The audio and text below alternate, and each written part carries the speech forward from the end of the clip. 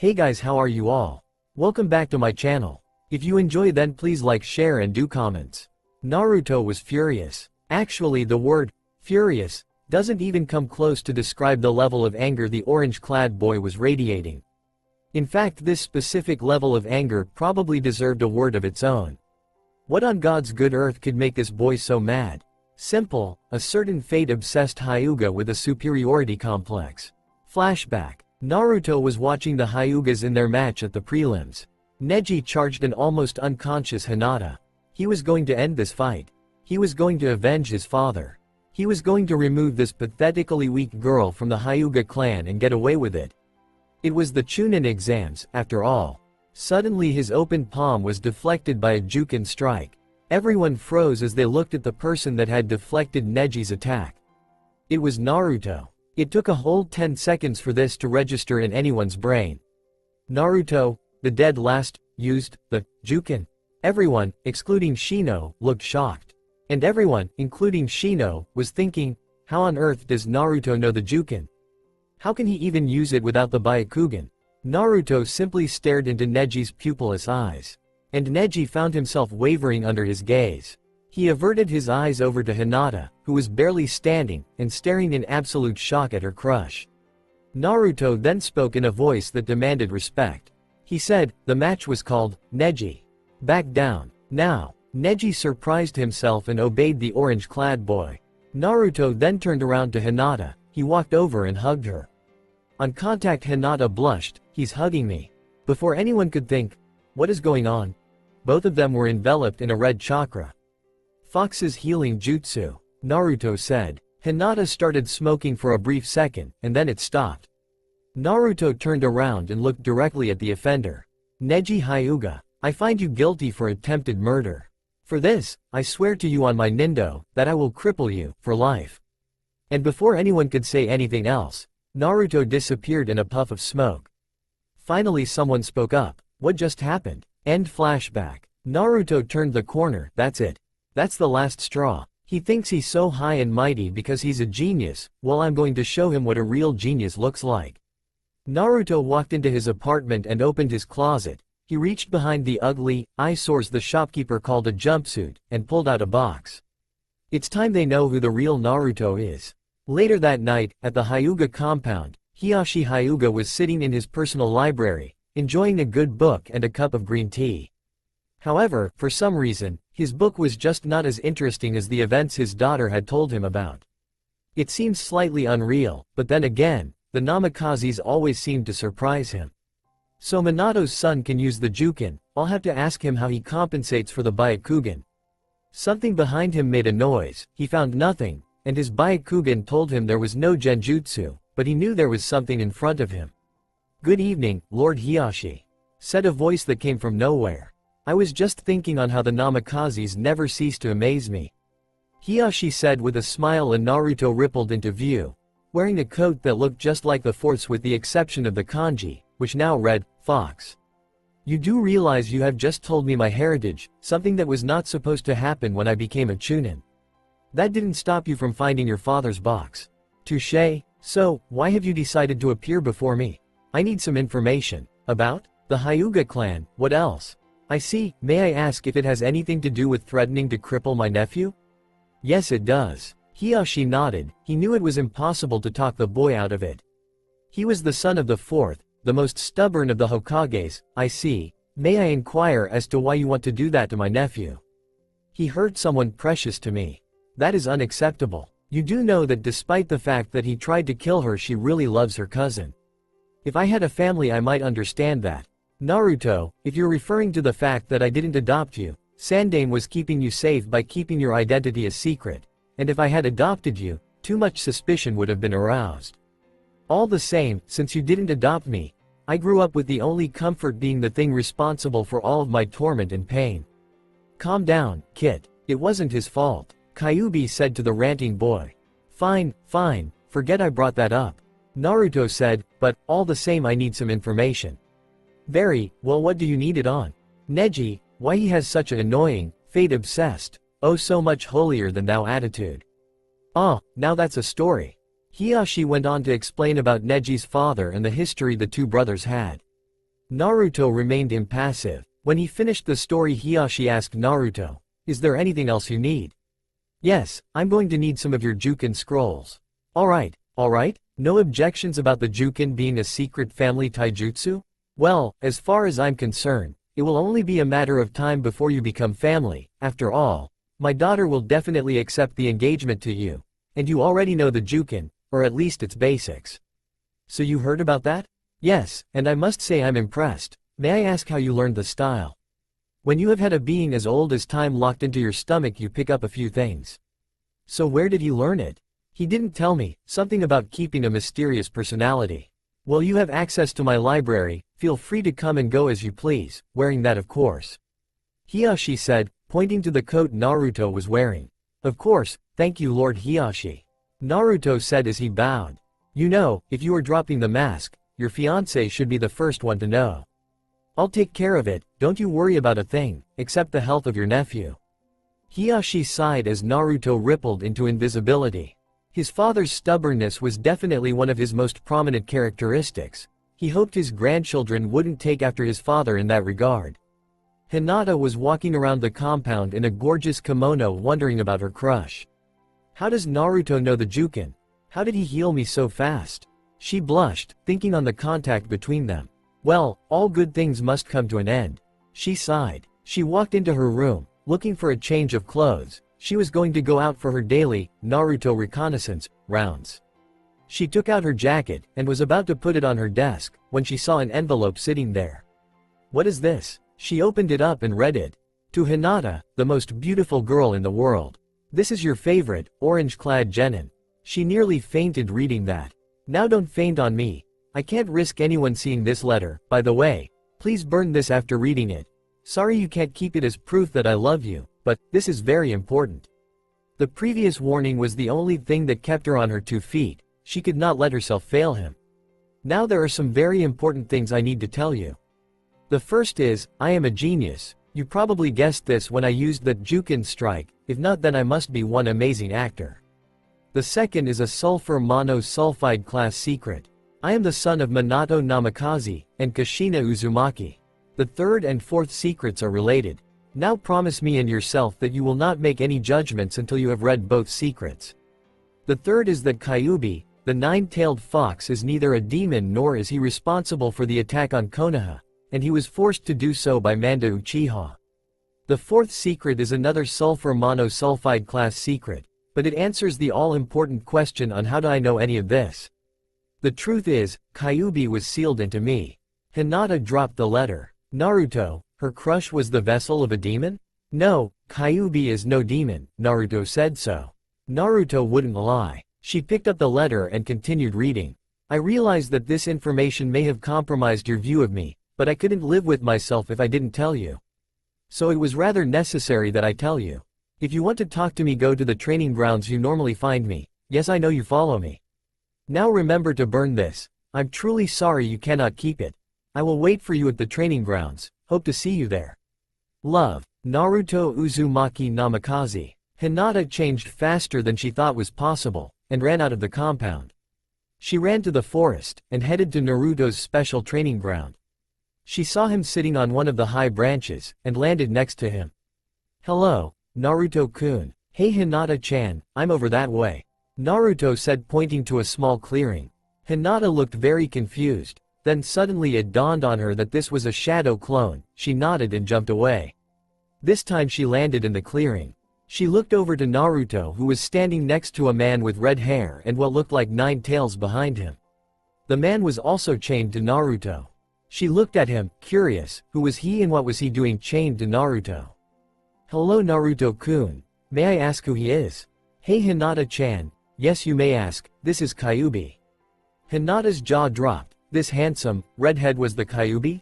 The 9-tailed fox? The Buji that had attacked Konoha? You're Kyuubi? Naruto and Kyuubi just looked at her and in unison said, believe it. But how? I think I should explain this one, Kit. Perfect gives me more time to analyze this jutsu. Naruto said, holding a scroll in front of him. Hyuga-sama. I am Kyuubi, and as Naruto's letter explained, I'm no demon. In fact, none of the Biju are.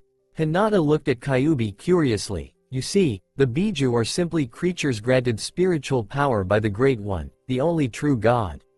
Why he did this, I have no idea. Just that he did and now I'm stuck in him. You make that sound like that's a bad thing. Naruto said. The only good thing that came from getting sealed into you instead of someone else is the development of your servant's freedom, jutsu. Kyuubi said. Like it's my fault? If you want to blame anyone you should blame Mandra. Naruto said. Fair enough. What's the servant's freedom jutsu? Hinata asked. I'll take this one, Q. Naruto said, putting the scroll he was reading down. It's a jutsu I developed that allows the user to let a sealed object out of whatever it is sealed into. However, the sealed object is still connected to the other object through a chain. If you haven't guessed, that's why Kyuubi is standing here. This has allowed me to stop Q's complaining about not getting any fresh air. Do you have any more questions? Kyuubi asked the Hyuga. How did you learn the Jukin? Hinata asked. How does anybody learn any of the taijutsu? Naruto asked back. The Jukin is just another taijutsu style. The only thing that makes it so exclusive to the Hyuga is the Byakugan. Not because it is impossible to use the Jukin without the Byakugan, but because the Byakugan simply makes it more effective. To make up for it I simply study the human anatomy, rather extensively I might add. Wow, Hinata said, clearly impressed. Yup, he is one amazing kid. Kyuubi said. Have any more questions, Hina-chan?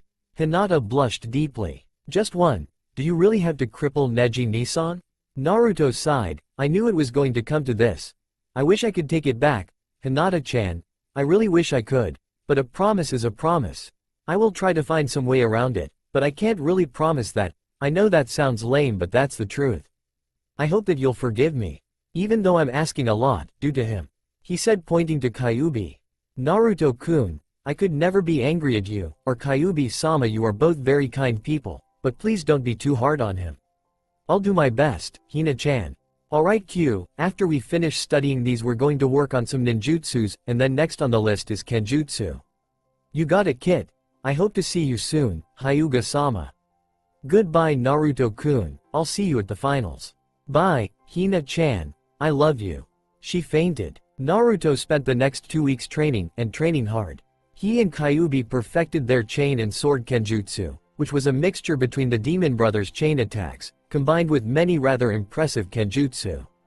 He also spent some time working on the Kaden and the other Hakes. He even worked on combining the Jukin and the Goken together, and found that after a lot of time, it could work.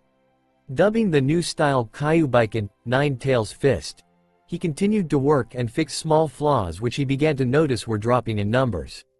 Eventually he snuck to Team Guy's training ground and found a way to talk to Guy.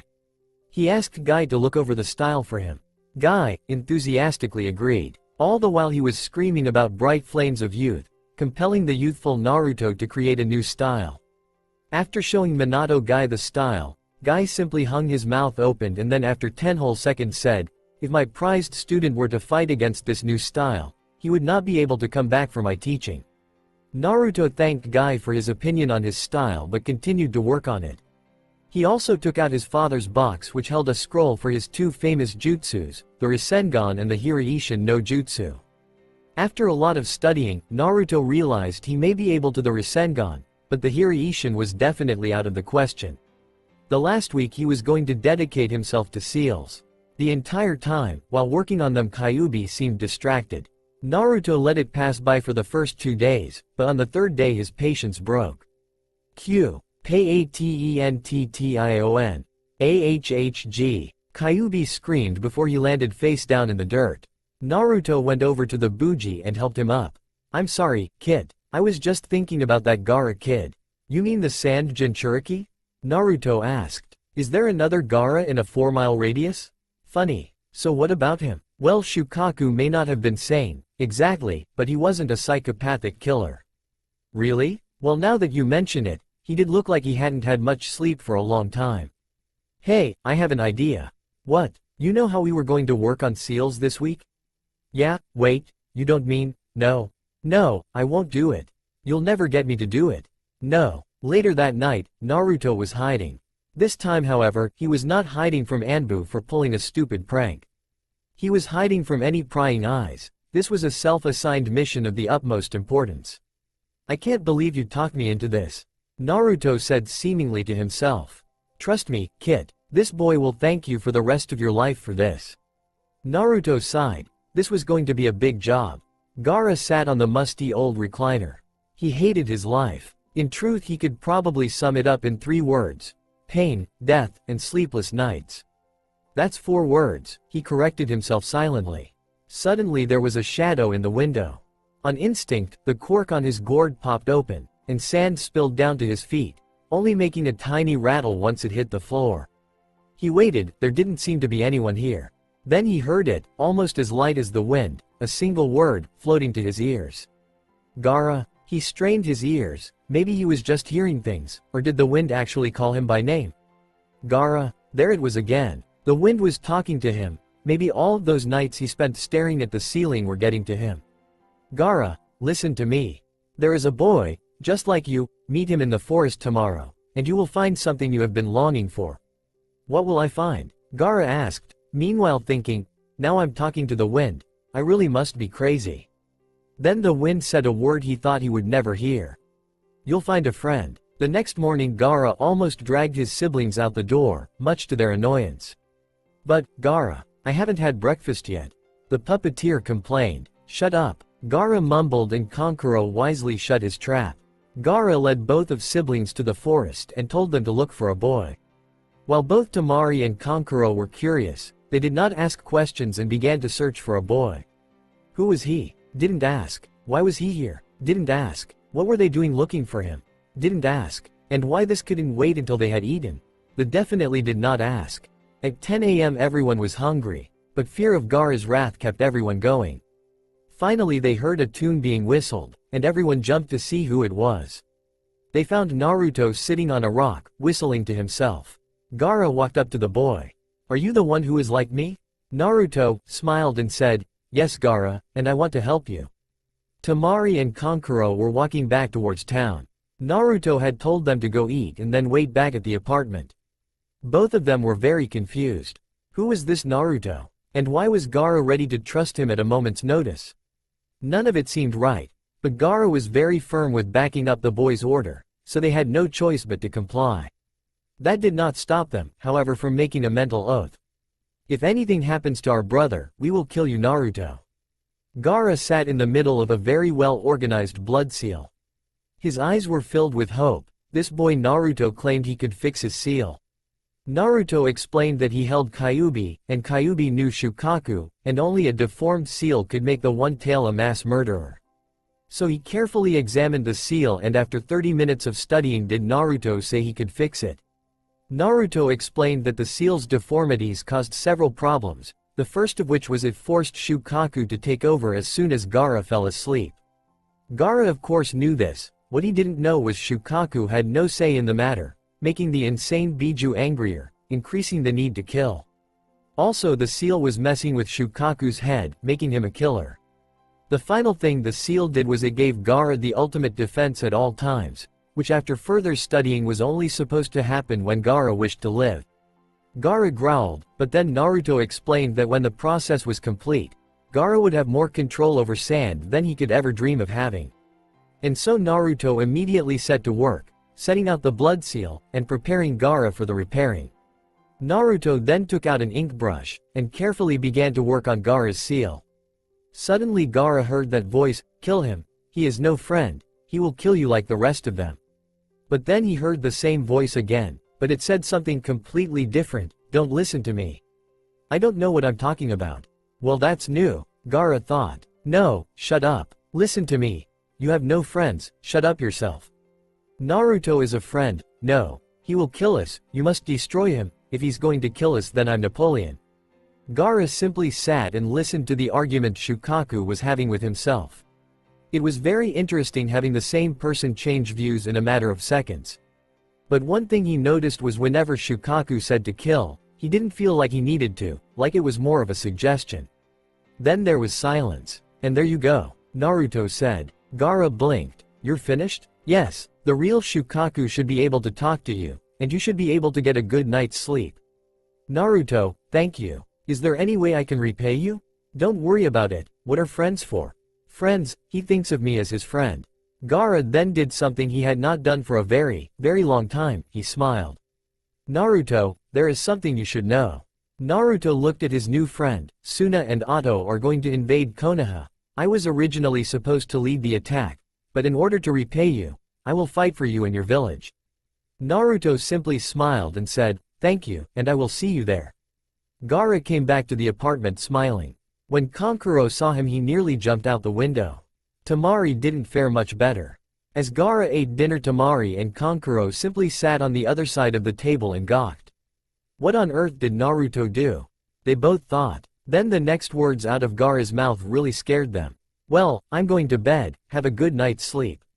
Both Temari and Kankuro forced themselves to stay awake, both fearing that an evil sand monster would come into their rooms and kill them. When they got up, they were surprised to see a very peaceful redhead sleeping on the couch. What did Naruto do? Anxiety was hanging over the Chunin exam finals like a fog hangs over a bay. Everyone was anxious to see Naruto. Almost nobody had seen him during the last month, but after the Jukin strike incident, everyone was eagerly waiting for his appearance. Hinata sat next to her father and her sister, eagerly awaiting the appearance of her crush. Then she heard a voice. It sounded very small and light, like the wind. Hinata, I'm glad you could make it. Wait till you see the entrance I'm going to make. It had sounded like it was whispered into her ear, but there was no one there, but she waited. The protector was waiting for Naruto to show up, and Neji was smirking to himself, so the loser didn't even show up, huh? All the better. Once he thought the word, loser, the memory of Naruto deflecting his attack with a Jukin strike came back to him. Even though he would never admit it, even to himself, he was frightened. Slowly a mist started rolling in, almost unnoticeable until it had covered half the arena, then it thickened till the point where no one could see. Neji activated his Byakugan, but saw nothing. Suddenly from the center of the mist, a booming voice called out, Neji Hyuga. Shivers went down his spine. On the charge of attempted murder you have been found guilty. Your punishment shall be me. The mist faded away and in the center stood a certain blonde ninja. However, he was completely different. He wore a Yondaime-style coat, with the kanji for fox on the back. At his side hung a katana, sheathed in an onyx black scabbard, with two red foxes etched in its sides. He wore a white shirt with a red spiral pattern on its front, and black pants. He also wore black ninja sandals. Neji Hyuga, today I fight you, not as Naruto Uzumaki, but as Naruto Namikaze, son of Minato Namikaze, better known as Yondaime Hokage, Konoha's Yellow Flash. Neji was doing all he could to keep himself from laughing. This dead last loser was Yondaime's son? In his dreams maybe. You, Yondaime's son? What planet are you on? Naruto simply opened his mouth and said, you may not know who I am, Neji, but I know you. What do you know about me?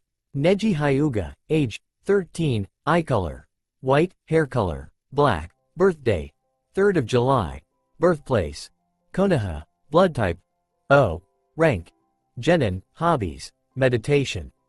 Neji Hyuga is the #1 rookie of his Ninja Academy graduating class. He is also considered to be the strongest and most talented of all the Konoha genin, until today that is. He also thinks his father was forced to go in Hiyashi-sama's place when Kumo demanded a body in retribution for the death of one of their men, when in fact Hyaji volunteered. He also is stubborn, hot-headed, fate-obsessed, and has a superiority complex that dwarfs the entire ego of the Hyuga clan. Neji was impressed. Most of that information was true. And it was impressive the idiot knew some of that. But there's more. Neji Hyuga also thinks that he has suffered in life because he lost his father. Well, today, I plan on showing him what suffering truly is. What do you know of suffering?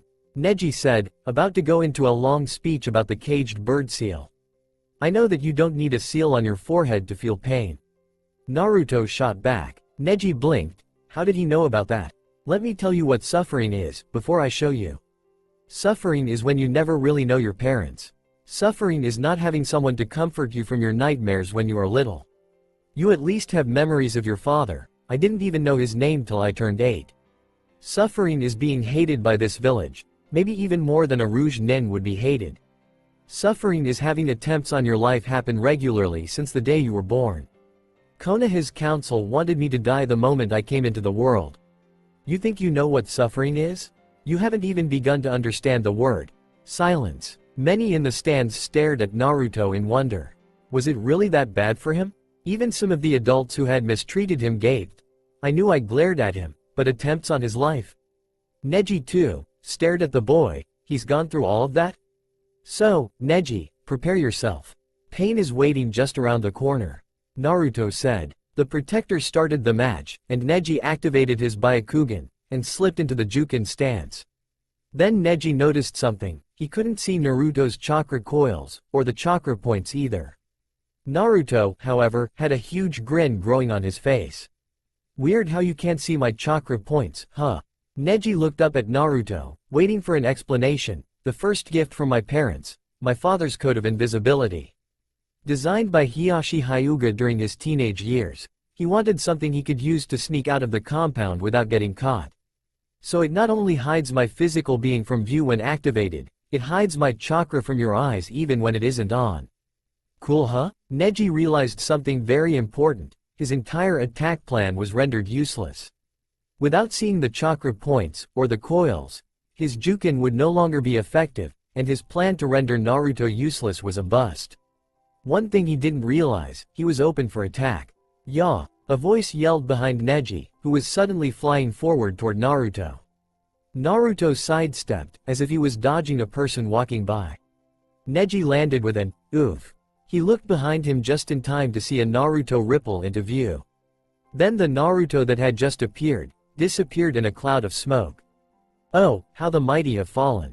Naruto said, but you see, now that I've rendered your Byakugan useless, we can have a fair Jukin fight, what do you say? Neji didn't say anything. Instead, he charged Naruto for all that he was worth. He launched 2 palm strikes toward Naruto, both of which he dodged easily. Then Naruto sent a palm strike of his own, into Neji's thigh. Ah! He cried, clutching his leg in pain. Neji landed on his backside, clutching his leg until the pain subsided. Then Neji looked up at Naruto and smiled. You are in my field of divination. Hake Roku Huion Sho, 64 palms. Hakesho Kaden. The crowd gasped. Naruto knew the Kaden? What more could he do? Ah! Neji cried as he felt the pain of his own attack. He fell backwards, onto the ground. Before he could move to get up, he heard, Earth Style. Bonebreaker no Jutsu. Suddenly Neji's arms and legs were caught in large rock restraints, firmly locking him to the ground. Neji, this is your last chance. Apologize to Hinata. Why should I, a genius, apologize to that we all? The restraint holding Neji's right leg had split in the middle. This would not have been so bad if the halves hadn't started moving. One half started heading left, the other started moving right. 5 seconds later a sickening crack echoed in the stadium. Naruto heard a very familiar sound, sobbing. Looked directly into Neji's tearing eyes and said, No. You will not cry. You are not even allowed to cry until you have been through as much as I have. Neji simply stared back, not even trying to stop the tears rolling down his face. Please, he said, just cripple me. What? Naruto asked. Cripple me. You won, I lost. Fate weighed us and found me lacking. Fate said I was the loser. You can rub this into my face for all eternity, but please, please, for my crippling, make it quick. Naruto nodded his head. His right hand started to glow red. Neji Hyuga, from this day forward. Naruto lifted both hands. I, Naruto Namikaze, hereby cripple your hatred. Naruto tore away Neji's headband, and he forced his glowing hand onto his forehead. Suddenly Neji had thousands of memories flooding his mind. These memories, however, were not ordinary. Each and every one of them were devoid of any opinion, completely unbiased. Neji saw his life for what it really was. Neji saw himself for who he really was, and he also found Naruto's description of him as absolutely correct. Neji saw himself for the jerk he was. Then it was over. Naruto stood there, hand still glowing, but in his hand was something he thought he'd never see. A caged bird seal. His caged bird seal. Was he free? From this day forward, the Neji that was will no longer be the Neji that is. Will you promise me this, Neji? Yes, he said as if in a daze, I promise you, this. Then the caged bird seal, the one that was on Neji's forehead as of 7 seconds ago, started to dissipate, until there was nothing left of it at all. Neji cried, not in pain, but in gratitude. Now that he had seen his true self, he realized some very important: he deserved nothing good. He deserved to be crippled, he deserved to have his father taken from him, he even deserved the seal that was placed on him. Nearly killing Hinata alone was enough for Naruto to cripple him, but Naruto had shown him mercy, and even done him one of the greatest favors a Hyuga branch member could dream to ask. "Thank you, Naruto, you are truly deserving of your dream?" Naruto smiled and said, "I'm glad someone thinks so." Then two medic nins came, a stretcher between them, and carried him off. Match winner, Naruto Namikaze. The crowd cheered, and Naruto was bathing in the praise, until a voice, one he didn't want to hear, called to him. "Sorry to ruin the moment, kid, but I smell him." "Which one?" "The one who smells of snake." "Understood." Naruto smiled, and then before everyone's eyes rippled into invisibility. While invisible, he created 200 clones, and sent them into the crowd. He himself went over to Gaara. "Gaara, can you hear me?"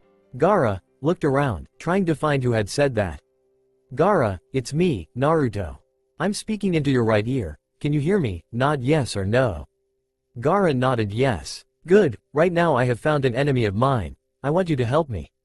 Will you do it?" Gaara didn't need any encouragement, but the Biju in him gave it anyway. "We must help Wind, yes we must, help Wind, help Naruto."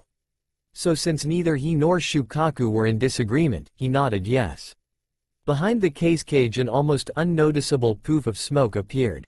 "There is one thing you should know, my enemy is acting like the case cage." Gaara simply nodded. Then he faced his siblings. "Neither one of you will fight in the invasion. If you do, I will kill you." Neither of them argued. Suddenly out of nowhere, the case cage went flying to the arena floor. "Ah, what the?" cried Sarutobi. Then something else happened, something nobody expected. The case cage's face came off. There it floated 3 feet above the ground. Then they saw who the case cage really was. Orochimaru was staring straight at the face he had used as a mask. Then he started to see the fist that had grabbed it. Then he saw the arm, then the torso, then the other arm and the legs, but the one thing that caught his attention was the red chain that was connected to his wrist. That chain ran over to another arm, which led to a red-headed man with an aura that looked like 9 tails behind him. "My father's second gift to me, Kyuubi," Naruto said simply. He then turned to Orochimaru. "You remember Kyuubi, don't you?" "Because he remembers you. And how you brutally murdered my kid, and my mate, and let's not forget how you taught Mandra Uchiha how to use the advanced Sharingan to control Biju. As far as I'm concerned, you are about as much to blame for my attacking Konoha as that annoying Teme." Orochimaru stood up and said, "Yes I did, but you are a demon, who's to say that you wouldn't attack Konoha anyway?" Naruto and Kyuubi looked at each other, and laughed, leaving Orochimaru in the dust as to what they were both thinking. "What is so funny?" he asked, very annoyed. Naruto and Kyuubi ignored the Sannin, only succeeding in making his even angrier. "What is so darn funny?" Naruto, after composing himself, said to the snake Sannin, "Why don't you ask you-sensei?" Orochimaru looked at the boy quizzically. What could the boy possibly mean by that? The Sandaime simply stood and said loudly so everyone in the stadium could hear him, "He means that none of the Biju are actually demons." Everyone gasped. They are simply intelligent beasts with more power than many can believe. In perfect truth, Biju are actually good-hearted creatures, and well, as Naruto says, believe it. "Well, there you go, right out of the Hokage's mouth," Naruto said with a grin across his face. "Now as for you," he said, pointing directly into Orochimaru's face, "well, let's just say we got something special in mind for you." Suddenly Kyuubi and Naruto charged Orochimaru. He easily dodged both of their attempts to ram him, or so he thought. This fantasy was shattered as soon as the chain between them hit him in the chest. Suddenly the Biju and his vessel turned around, crossing the chain over itself, successfully wrapping the Sannin in the chain. "Now we're going to have some fun," Naruto said with a sadistic grin. "Oh yes, I love this part." The air itself seemed to tense with suspense when suddenly Kyuubi and Naruto did the most unexpected, cruel, and vicious torture known to man. They broke into song. "Yondaime, Yondaime, Yondaime. Minato Namikaze beat the snake and took his sake. And drank it all away, hey." Almost everyone's sweat dropped. The Sangi verse again, jumping around Orochimaru, with all of the energy of schoolboys. Now for the second verse. "Hooray, hooray, hooray." Naruto Namikaze, beat the snake for goodness sake, and threw him far away, hey. Meanwhile in the stands, anyone who had any sort of relationship with the boy were now denying that they knew of his existence. The only ones who actually said they knew him were proud of the caught that he had caught a Sannin and was humiliating him before all of Konoha. A kunai sliced through the air, heading toward the boy, it thrower smirking to himself, the boy go too cocky, a true ninja should know better. His smirk died as soon as the kunai hit a wall of sand. Geez, Gaara, nothing like waiting till the last minute, huh?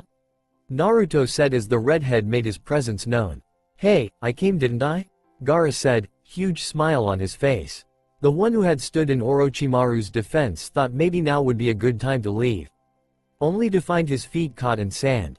The ninja paled. Hey, would you by any chance have Orochimaru's lackey caught, do you?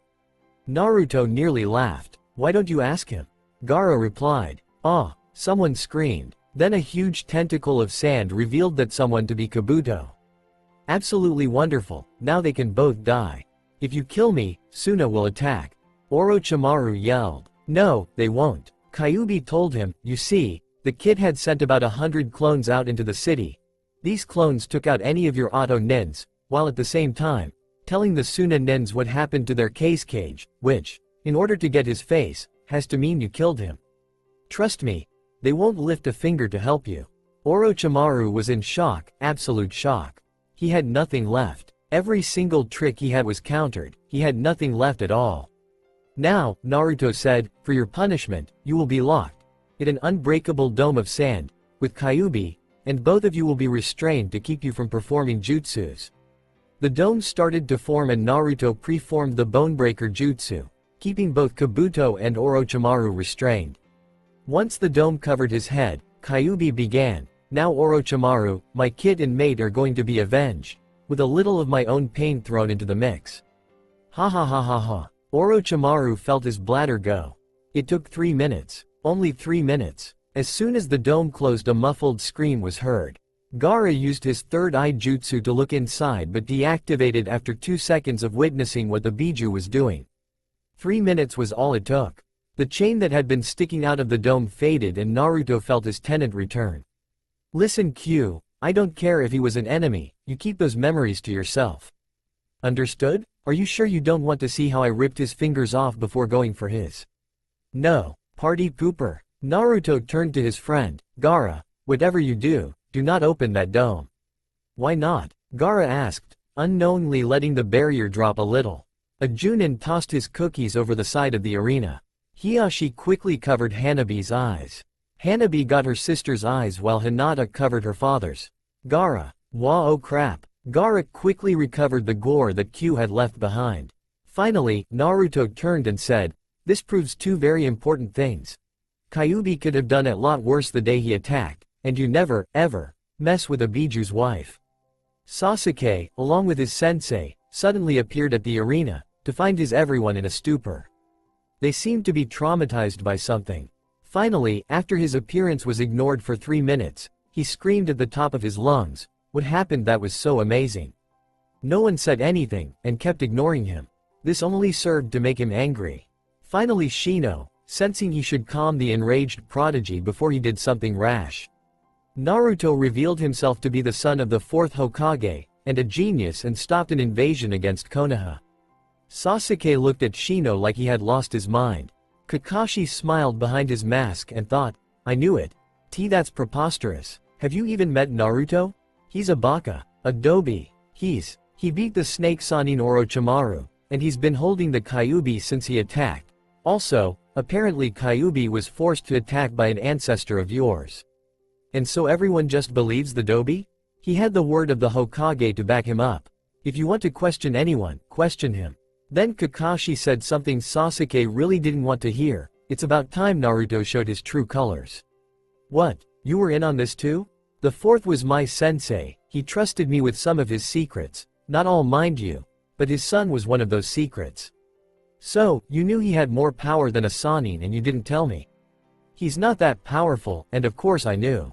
Did you really think I would let you go on a C rank when you've only been a genin for less than a single year? Ha ha ha ha. Now Sasuke was absolutely furious. Kakashi had no faith in him at all, only in Naruto. So you didn't believe in me at all? Just Naruto? Yes. Kakashi said, don't feel too bad, Sasuke. Naruto has been training for most of his life and was a natural at jutsus. It's expected for him to be stronger than most Junin. Oh, you better get down there, they are calling you. Naruto was sneaking again. This time it was around the Hokage's office. He was waiting for the old man to be in there alone. Well, almost alone. Night had fallen an hour ago and Sarutobi was keeping his desk from being invaded by the hordes of paperwork, suddenly flanked by some mission fulfillment papers.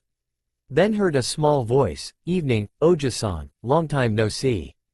Would you mind if you can give us a minute alone?" Of course, Sarutobi smiled. He snapped his fingers and an Anbu member appeared. "Please take your men with you until I tell you to return." The Anbu nodded and disappeared. "Now how can I help you, Naruto? Oh, and congratulations on making Chunin." "Thank you, Sandame-sama," Naruto said as he rippled back into view. "I've come to request a favor." Sakura walked to the bridge. She wasn't exactly as shocked as she was yesterday, but all the same. Naruto was amazing. That pretty much summed up her thoughts for the day. Sasuke sat on the rail, waiting for the team to assemble. "Where's Naruto?" asked Sakura. "Don't talk about that dobi to me again." "Ah, what's the matter? A little sour are we?" said a voice almost as light as the wind, when suddenly Naruto rippled into view. Sasuke glared, and Sakura was again shocked. "Okay, let me get to the chase. I'm going on a mission for about 4 years, so this is a goodbye." "Sakura, truth be told, I never liked you that way, it was part of the Dobi Act." "Sasuke, truth be told, I did hate you, but I see potential and you just need work more. Say goodbye to sensei for me. You can say to me yourself." Kakashi said behind them. Everyone stared at him. The impossible just happened. Kakashi was on time. Apocalypse. He's on time. Funny. You didn't actually think you could get away with it, did you? "Well, I tried," Naruto said with huge smile on his face. "Hey, when you get back, I want to fight with the real Naruto. I hold you to that." Oh, and Kyuubi says he's sorry that Yondaime had to resort to that jutsu. "All is forgiven, as long as I get to beat him in our fight." Naruto smiled. "Sure, I'll see what I can do." "Don't you dare." "Well, I'll see you guys in 4 years. Bye." Then he suddenly rippled from view. Team 8 met in their usual spot, under a large tree. Kurenai, feeling like she needed to be the responsible sensei, was there 30 minutes early. Shino arrived 5 till with Kiba in tow. Hinata arrived at 3 till. Kurenai was about to brief the team about their next mission when an Anbu member appeared. "Miss Hyuga is requested at the Hokage's office." Kurenai nodded and told Hinata that she was dismissed. When Hinata arrived, she found the Hokage, her father, and her crush. "Hello, Hinata," the Hokage said, "please sit." She did. "I'm just going to cut to the chase. You're going on 4-year training trip. Your father has already agreed. You have 2 hours to pack and say goodbye to your team and friends. Your teammates are working on a fence and the other teams are having the day off. Any questions?" Hinata looked at the Hokage, looked at her father, then looked at her crush, and one question popped into her mind. "Why is NN Naruto-kun here? That's the best part," Naruto said, a smile playing on his face. "You're going to need a sensei?"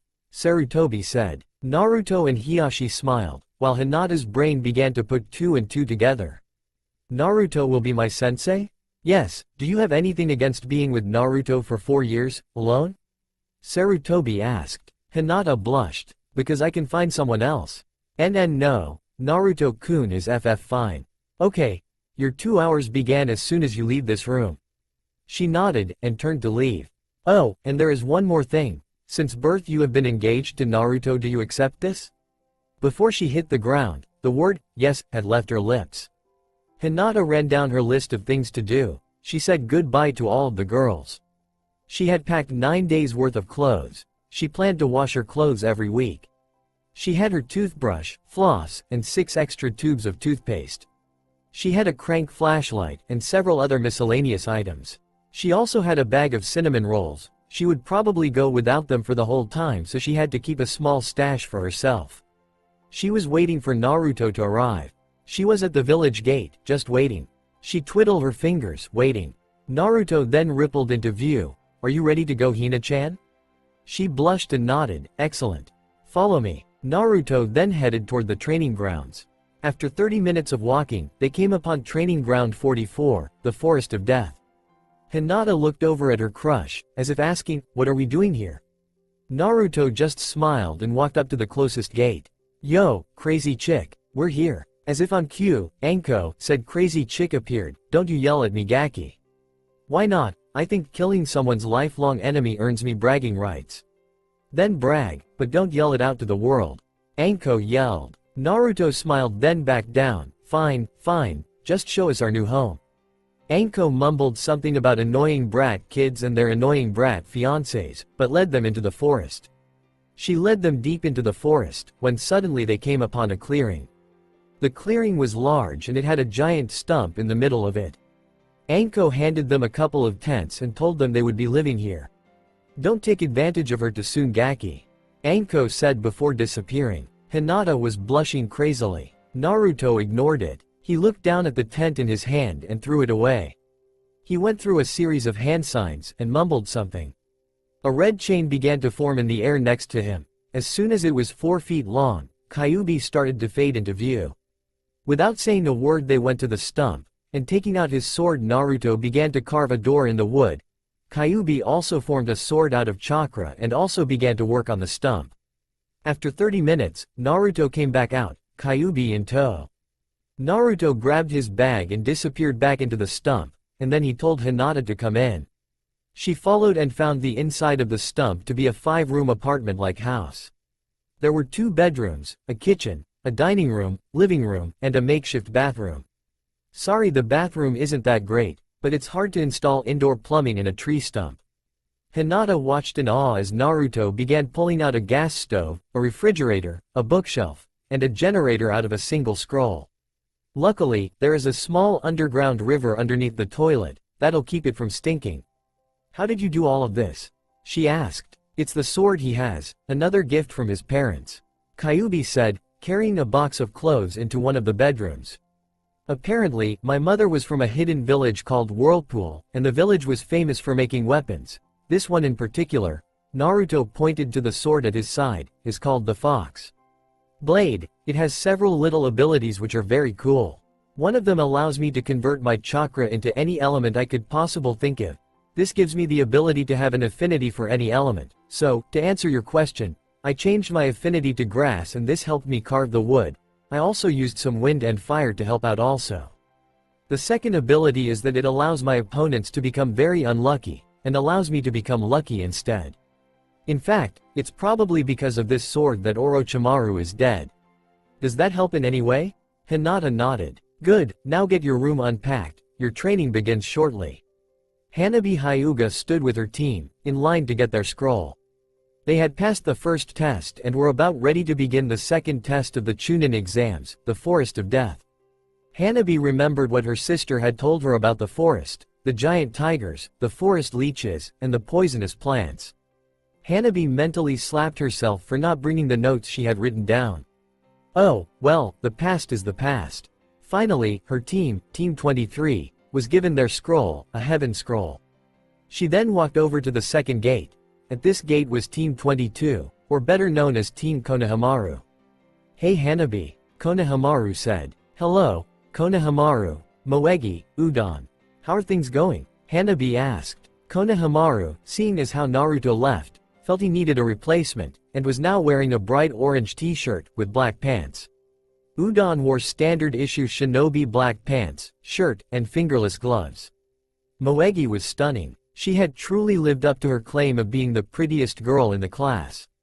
Her hair ran down her back like a waterfall. Her eyes were burning with a determination that could blind someone if let loose.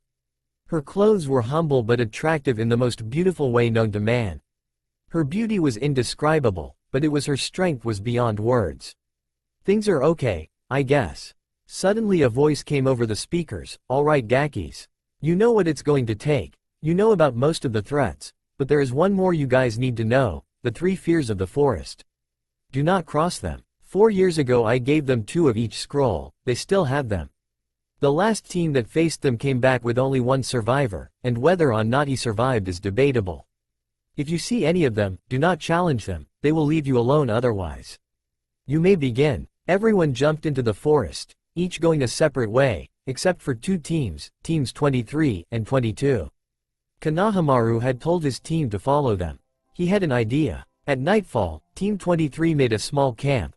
They would attack tomorrow, when most of the hot-headed ones were tired from the first day of rushing.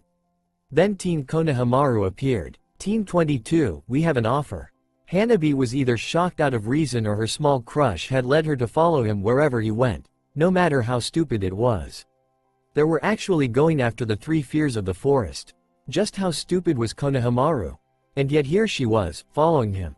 What does that say about her? She sighed. Hey Hanabi? Konohamaru asked, breaking her out of her mental monologue. What do your eyes see? Hanabi activated her Byakugan. She didn't see much. She did see a woman. She quickly looked her over. A drop-dead gorgeous kimono, rather dark blue, almost black hair. All she could see was her back.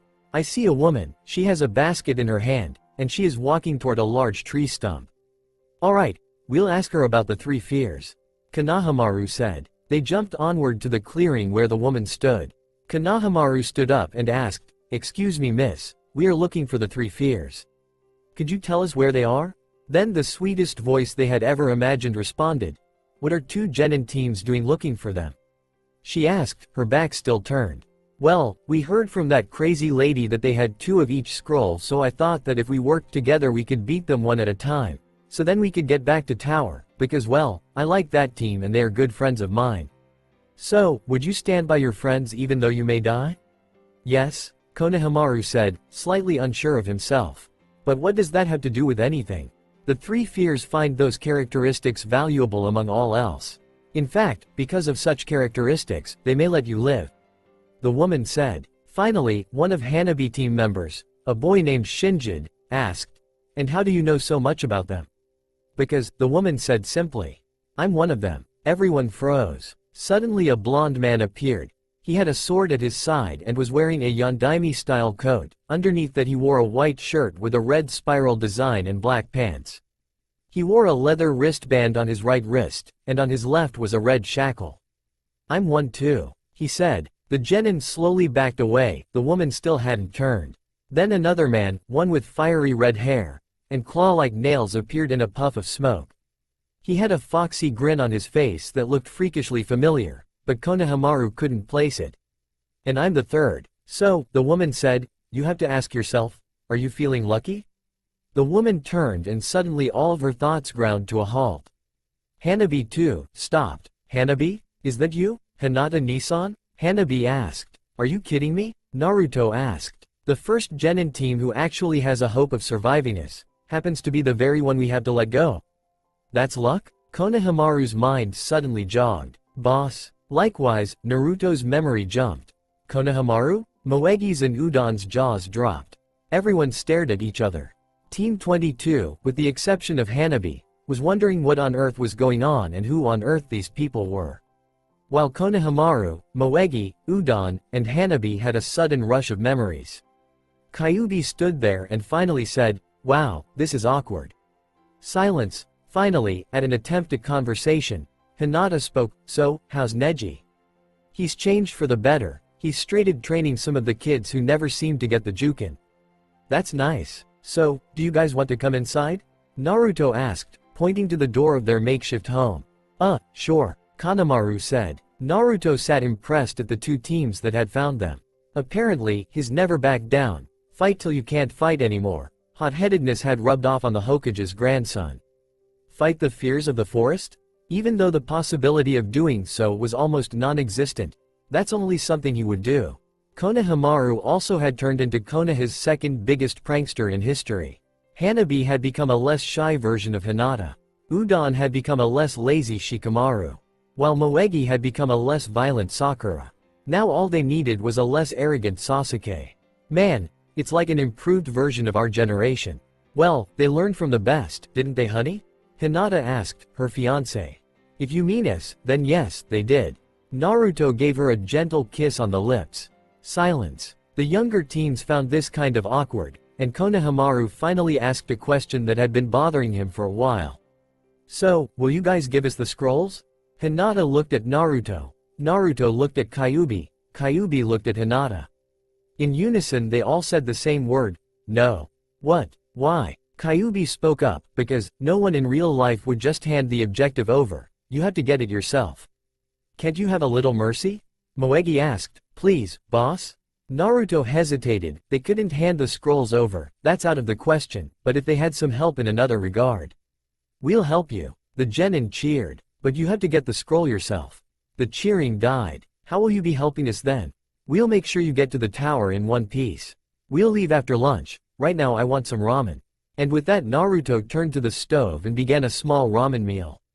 After Naruto had amazed the genin teams with his seemingly endless stomach, the three fears packed many of their belongings, no point in trying to hide now. Naruto had said, as soon as everything was packed the little party began its mission. It didn't take long before the first scroll was captured. Hanabi used her Byakugan to see what scroll they had and then she set a trap for them, much inspired by Team 8's trap that had happened 4 years ago.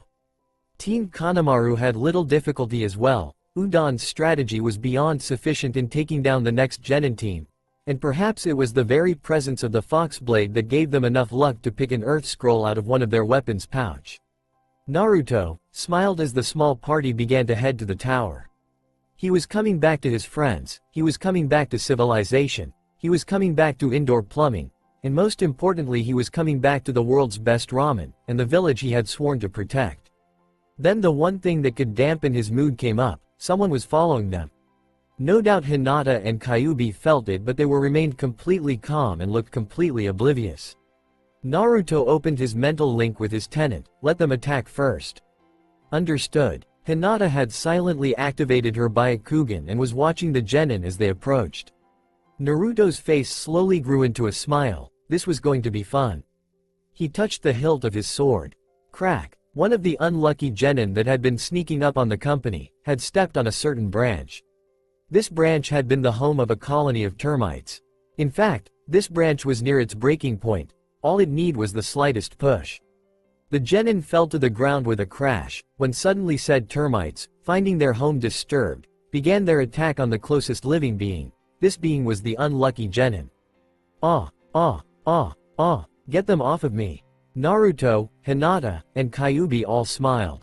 How unlucky, Naruto said, continuing on his way. Team 22 and 23 stared at the genin who was on the edge of lighting himself on fire to get the termites off, then noticed their bodyguards had just kept walking. They caught up to them, when they suddenly heard, Kaden. Gokakyu no Jutsu. Suddenly, another sound reached their ears, the sound of a genin burning his own skin off. The baka. They heard Naruto mumble, he could have jumped into the pond. Kaden. Gokakyu no Jutsu. Suddenly a huge fireball came roaring toward them. Hinata didn't even turn, Sweden. Daibakufu no Jutsu.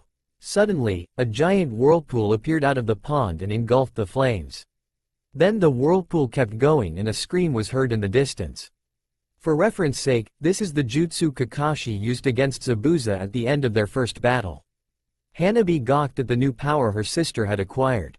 The jutsu she had just used was amazing. Finally, the third genin appeared right in front of the small group. You won't get past me, he cried.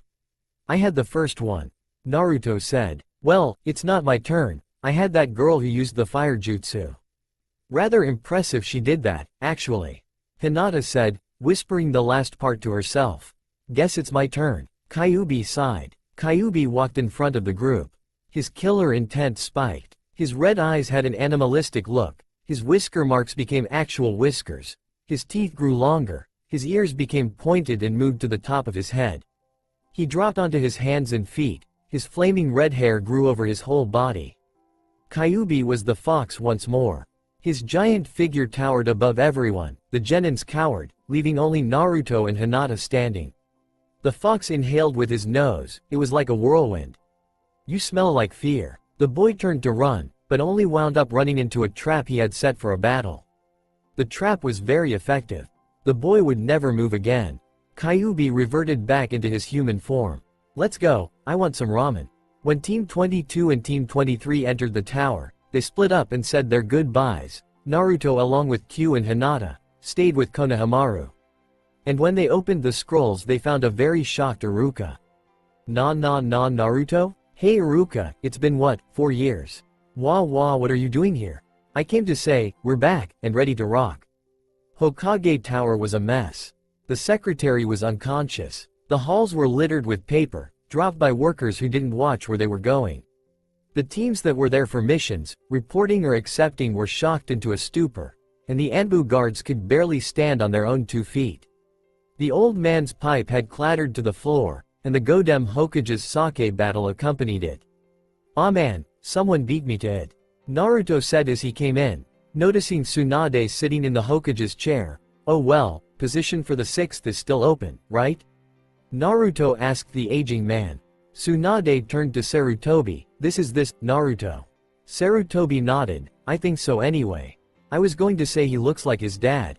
"Yeah, me and my old man are pretty alike, there's only one difference," Naruto said. "I'm better."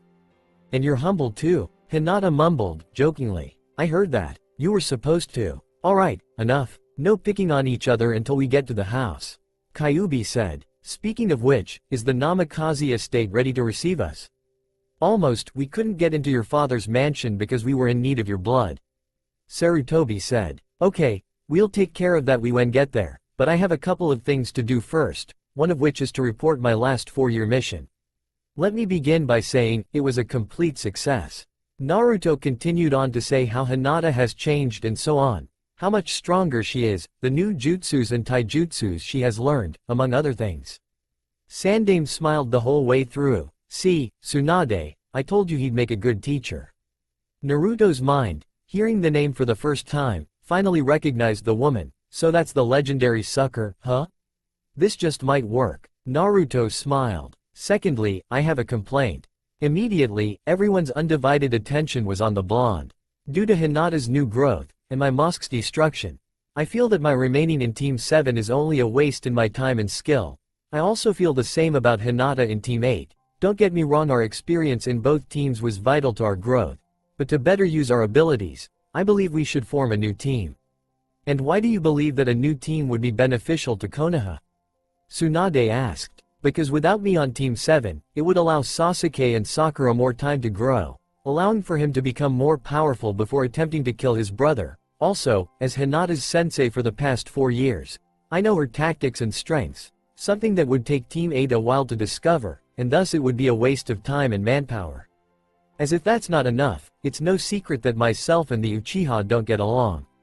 Tsunade looked impressed. "Those certainly were good reasons, but the teams were the teams." "You have some good reasons, I'll admit, but I'm not going to change the teams."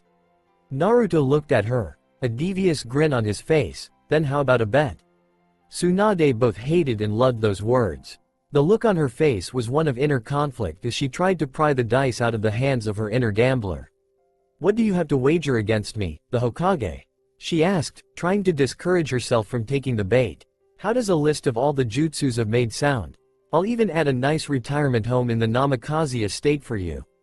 Sandaime's eyes went wide. That was something he'd kill for, a home in the nicest place in Konoha? To live there until the end of his days, that was heaven. Tsunade's inner gambler had already thrown the dice.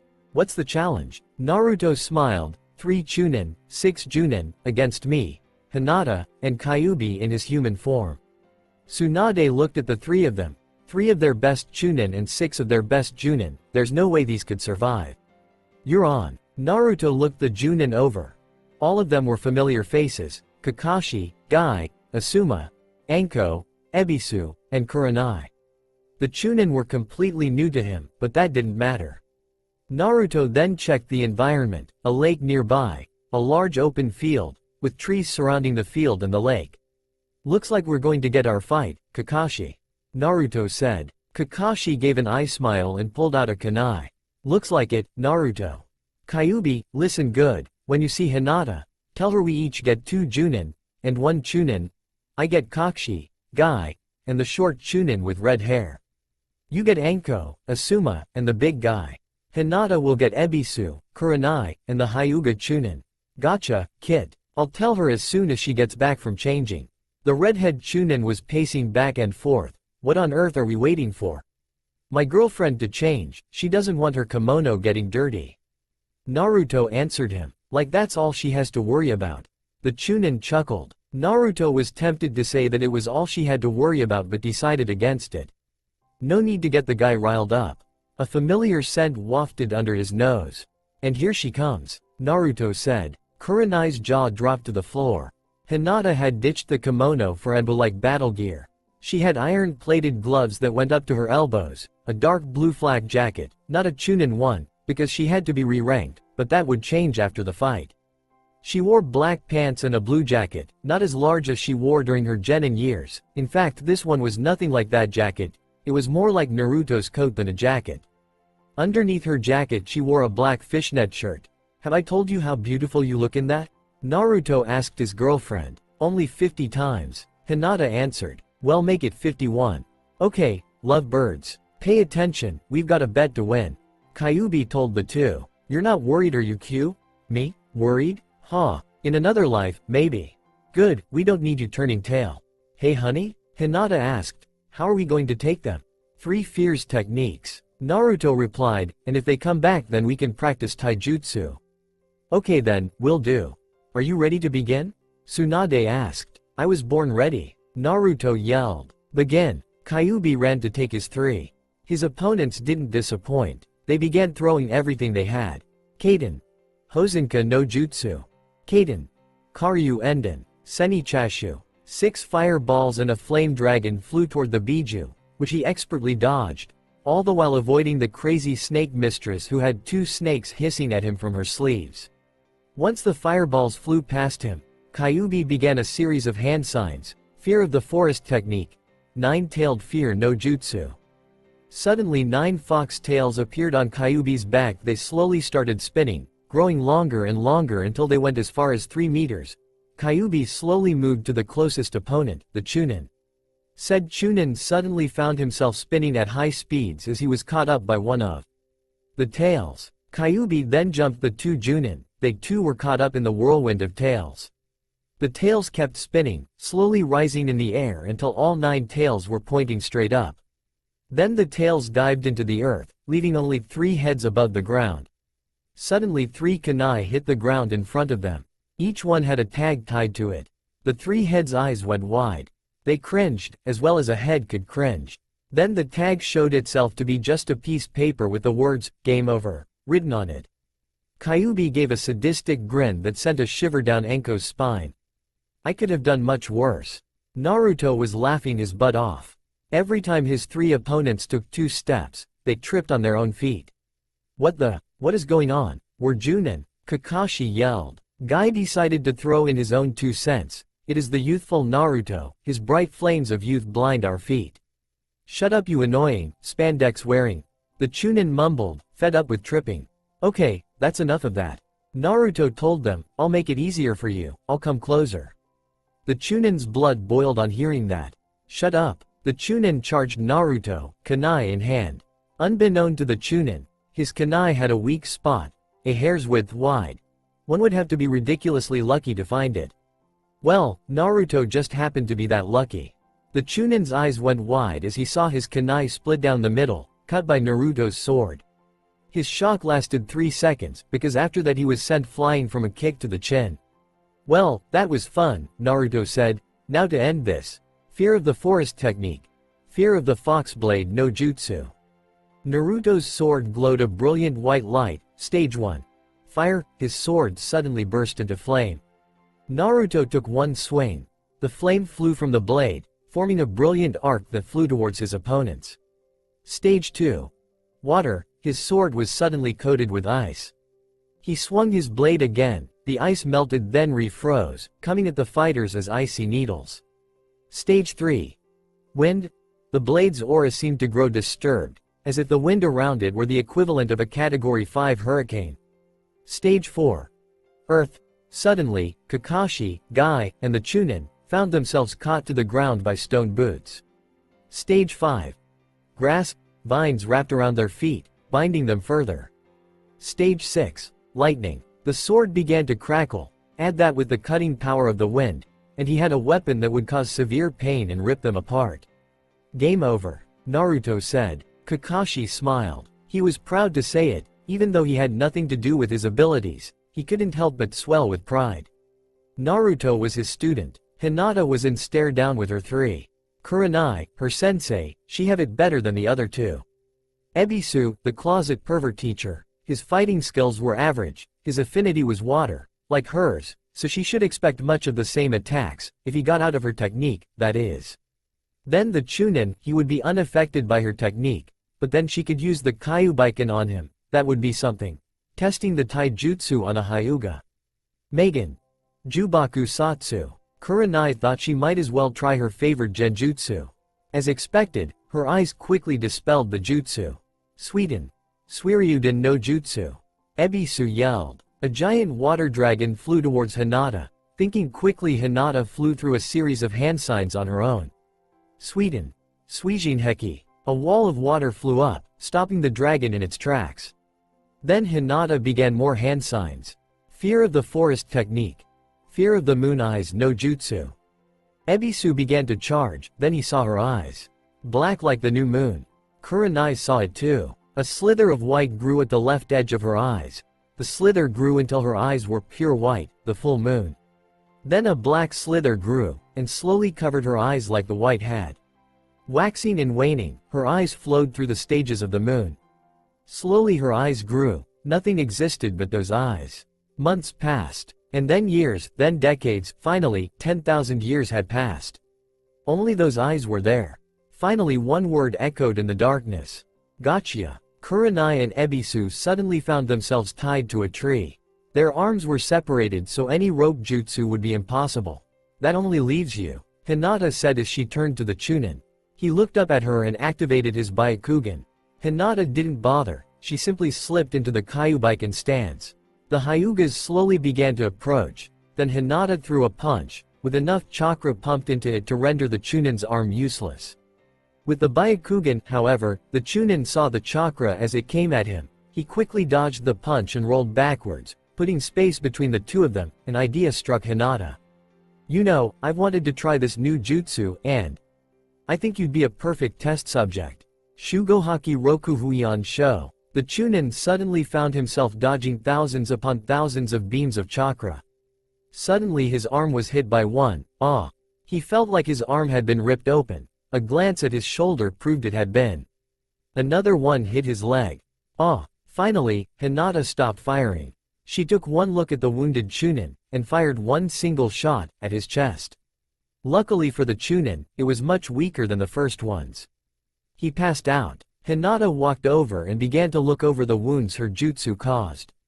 The damage was good, that meant she didn't need to add any more chakra, but the amount of times she had hit, or rather, the lack of times annoyed her.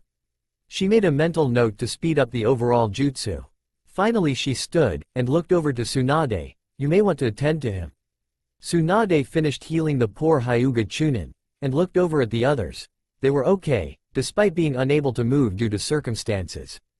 They were beat. Bad. There was nothing they could do. She looked over to the Naruto and his friends. She had to honor her agreement. Okay, so you win. What are you going to call your new team? Naruto looked to Kyubi, sending him a name idea via mental connection. He nodded. Naruto looked over to Hinata. She shrugged while tilting her head to side. Whatever you want. Her body language said. Naruto nodded then said, we'll call it Team Fox. Naruto had to hand it to them. His parents knew how to live. The mansion, well actually, mansion, seems a little small when compared to the giant building they found before them. The one building took half of the Hyuga compound. It had 3 stories and a basement, each one with bathrooms all over the place, probably due to the large size of the house. It had a dojo and artificial hot springs, a medium-sized indoor lake, a bowling alley, and a library filled to the brink with scroll-on jutsus. Naruto rubbed his hands in anticipation, he couldn't wait to start. There were 6 different bedrooms on the first floor, 9 on the second floor, and 1 on the third. This happened to be the master bedroom. Naruto reminded himself to ask Hinata on what she thought about sleeping arrangements. Finally, there was the kitchen. It was big. It was large enough that it took more than 10 seconds to cross it. When Naruto opened one of the cabinets, he nearly cried. It was a recipe for ramen. Hinata, after being asked what she thought, felt that it was best for them to sleep in separate rooms. No need to ruin their wedding night just because one or both of them was a little amped up. So they took 2 adjacent rooms on the 2nd floor. After they had gotten settled in, a messenger from the Hokage came by. He dropped off Hinata's new Chunin vest, and Naruto was told that, after he had at least a year's worth of experience, would he be appointed Chunin. Naruto nodded and asked if there was anything else. The messenger nodded and said they would have a week off before their team had their first mission. Naruto told the messenger to thank Tsunade for him and closed the door behind him. Naruto walked into the large living room. It had a huge fireplace off to the side, had 2 couches, and a large recliner. To think this is just the one house. Naruto said as he sat down next to his fiancée, we don't even know what there is in the rest of the compound. I know, Hinata said, it's like the whole compound in one house. I'm surprised there isn't a grocery store next to my room. There are grocery stores in compounds? Naruto asked. Only when those of inferior blood open them, but still, that's the one thing that's missing. Ah, well, that leaves one question. What do you want to do this week? Well, I know something I'd like to do. What? Sit here in your arms. Hinata said as she wrapped his arms around her waist. I like that idea, Naruto said. Naruto slowly leaned forward and kissed his beautiful angel. Someone coughed behind them. Sorry to ruin the moment, Kyuubi said, but I have to bring up a very important issue. Which issue would that be? Naruto asked. Survival through sustenance. Any and all food your parents left has been expired for the last, I don't know, 16 years. And don't even get me started on the refrigerator's current state, not to mention the milk. You know what, Kyuubi? You make an excellent point. So I'm going to the market and get some fresh food. Hinata, would you like to come with me? Kyuubi didn't catch the wink he gave to his girlfriend. Yes, Hinata said, yes I would. But that leaves a question. And what question is that? Who is going to make room for the new food? And get rid of the old food? Kyuubi stated to see where this was going. I don't know, because if I'm going to the market, and you're going to the market, we both can't do it. You guys are evil. You know that? Kyuubi said before they finished their rhetorical questions. Come on, Hinata, we better go before he starts arguing. Like I can argue with the person that decides whether or not I can sit outside in breath. Kyuubi asked to himself, annoyed. He heard the door to the house close. He sighed and walked over to the fridge. He cautiously opened the door. Suddenly the pungent odor of out-of-date ramen, spoiled milk, rotten vegetables, and moldy fruits filled his sensitive nostrils. Oh, what died in here? His eyes suddenly caught sight of a dead mouse that had unfortunately crawled in there. He was dry heaving it. Here I am, the most powerful of the Biju, cleaning out a refrigerator. The kid was going to pay for this one. Hinata was walking along with her boyfriend, who was carrying a ceiling scroll to fit all of the groceries into. So far she had bought several different foods, including the essentials for ramen and cinnamon rolls. She was just about to get some canned food when she bumped into a young man with black hair. Ah, Gomen, Hinata said. The man turned. No, it was my foul, Hinata? Suddenly it clicked in her head. Neji?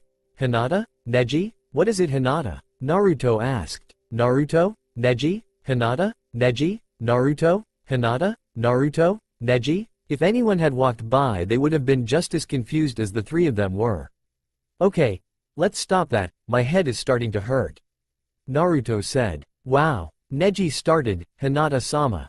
Wow, you look. He paused. Neji didn't pause because couldn't find a word to describe her. He had paused because he couldn't use any of those words in front of her boyfriend. Absolutely amazing. That was good, and he wisely decided to leave it at that. Hey Neji, a female voice called out from inside a store. Are you coming in here or what, Hinata? Here we go again, Naruto thought. Hey Tenten, Hinata said, it's been what, 4 years? Tenten didn't say a word. She did, however, faint. So that's what it's like on the other end of it. Neji scooted over to Naruto. You better get Hinata out of here, before Tenten wakes up. Otherwise you'll be stuck here for at least 3 hours. He whispered. Naruto nodded. Hey, honey, we better get going. But what about Tenten? I'll take care of her, don't worry about a thing. Neji said. Well, okay, just make sure she calls me. I will, it's good to have you back, the both of you. Oh, and if I were you, Naruto, I'd stay away from any of the Hyuga elders, except Hiashi. Why? Naruto asked. They aren't too happy about the favor you did for me. Ah, well, they'll just have to get used to it. 'Cause I don't plan on slowing down. During Naruto's and Hinata's venture they had a couple of more run-ins, namely Team 10, Team 8, and Sakura. Hinata, being much more spontaneous than she previously was, decided to throw a slumber party and invite all of the girls. Naruto decided it was okay, as long as they didn't destroy anything or go streaking. So Hinata began telling the girls to come over that night and bring their sleeping bags. When they got home, they noticed that Kyuubi was now standing next to a brand new, two-door refrigerator. "Trust me, getting a new one was a much better idea," he said. "So where's the old one?" Naruto asked. Kyuubi thought about telling Naruto about how he took the fridge and used the Kaden Karyu Enden no Jutsu on it, leaving nothing but ash, but decided against it. "It's at the dump." "Fine. Now, let's get these groceries put away." Immediately, the three of them went through a series of hand signs. Kage Bunshin no Jutsu, 6 Hinata clones, 9 Naruto clones, and Telweave Kyuubi clones puffed into existence. "Okay, Q, you and your clones fill the fridge. Hinata, take the pantry. I'll take of the non-food objects. Ready? Go." Suddenly the scroll that held all of the groceries exploded, not a flaming explosion, but rather it launched everything it held into the air. White, blue, and red blurs jumped into the air, grabbing miscellaneous items, anything from clothes to food. Suddenly all of the blurs jumped to other separate parts of the house, accurately putting each item in its proper place. Suddenly each blur jumped back into the kitchen, followed by a puff of smoke as all of the clones dispersed. What would we do without shadow clones? 10 o'clock p.m. rolled by, and Hinata's party room had almost all of its guests. Ino was over by the window, enjoying her time as she brushed Hinata's long midnight hair. Sakura sat nearby, looking through a magazine. Finally, a knock was heard at the door. "Yes? Who is it?" Hinata asked. "Your favorite weapons expert," Tenten said from the other side. "Come on in," Ino said. "Hi guys, what's going on?" "Not much, but things are going to start up now that you're here." "Oh good, I didn't miss anything." Tenten came in and sat down. "So what should we talk about?" Hinata asked. "Well, let's talk about you guys," Ino said. "Which guys?" "You guys, you and Naruto." Ino said. "Yeah, I mean you are lucky, you got the Namikaze heir, that's got to be luck. Not to mention he's hotter than Sasuke." Sakura said. Ino looked at her as if she had committed blasphemy. "Well, he is. I've been with Sasuke for the last 4 years, Naruto's hotter." A knock sounded at the door. "Who is it?" Hinata asked. "Here's a hint. I have 2 tails, I'm a fox, and my name's Taratika." "I'm not good at making names like those," a female voice said behind the door. "Okay, come on in." The door slid open, revealing a waist-high fox, dressed in a beautiful kimono. "So why are you here?" "Naruto-sama wants to know if you guys would be okay if he took a long walk." "Yeah, I think we can handle anything that comes our way." "Very well, Hinata-sama. I'll go tell Naruto-sama." "Oh, one more thing. Why did Naruto send you instead of coming himself?" Taratika giggled. "He didn't want any of you to attack him because he saw you in your underwear." "Well, I'm going to go. Enjoy your night." The small fox left. "She's such a sweet girl," Hinata mumbled to herself. Sakura stood up, a confused expression on her face. "Who was that Hinata? Oh, that was Taratika, one our fox summons." "Fox summons?" "Yeah, Kyuubi gave us a summoning contract with foxes." "Huh?" Tenten asked. Hinata sighed. "We really need to catch up." Naruto was walking along the near abandoned streets, his only company being the fox in his head. "You're way too thoughtful," Kyuubi complained. "How so? You could have seen the hottest babes in all of Konoha, in nothing but their nightgowns, or less maybe. And you could have blamed it on not thinking. But no, you pass it up. The only one down there I really want to see is Hinata, and I promised myself I wouldn't until our wedding night, so shut up." Fine. Hey, do you smell that?" "Yeah, it smells like. Naruto stopped, in the middle of the road, sniffing at regular intervals. Finally it hit him. A smile grew on his face. "Hey there Sasuke, it's been a while." A figure appeared from the shadows, a deep scowl painted on his face, and the Sharingan spinning in his eyes. "I heard you were back, Dobi. So you do remember me. I want to fight." "No surprise there. I want to fight you and only you, leave Kyuubi out of it." "What makes you so sure I can do that?" "Sakura told me about how Kyuubi killed Orochimaru, I don't want to fight him." I want to fight you, and I want to beat you. Okay then. Naruto went through the hand signs for the improved version of the servant's freedom no jutsu, freedom of a trusted servant no jutsu. Kyuubi faded into view, and then he walked away, back toward the Namikaze mansion. Well, what are you waiting for? Sasuke didn't need any more encouragement. He charged the blonde boy, who stood there impassively. He was almost on top of him. He dodged. Sasuke only saw him because of the Sharingan. Oh, so close. Why don't you try again? Naruto said as he stood behind the Uchiha. Sasuke tried again, this time, leaving his arms out for a tackle.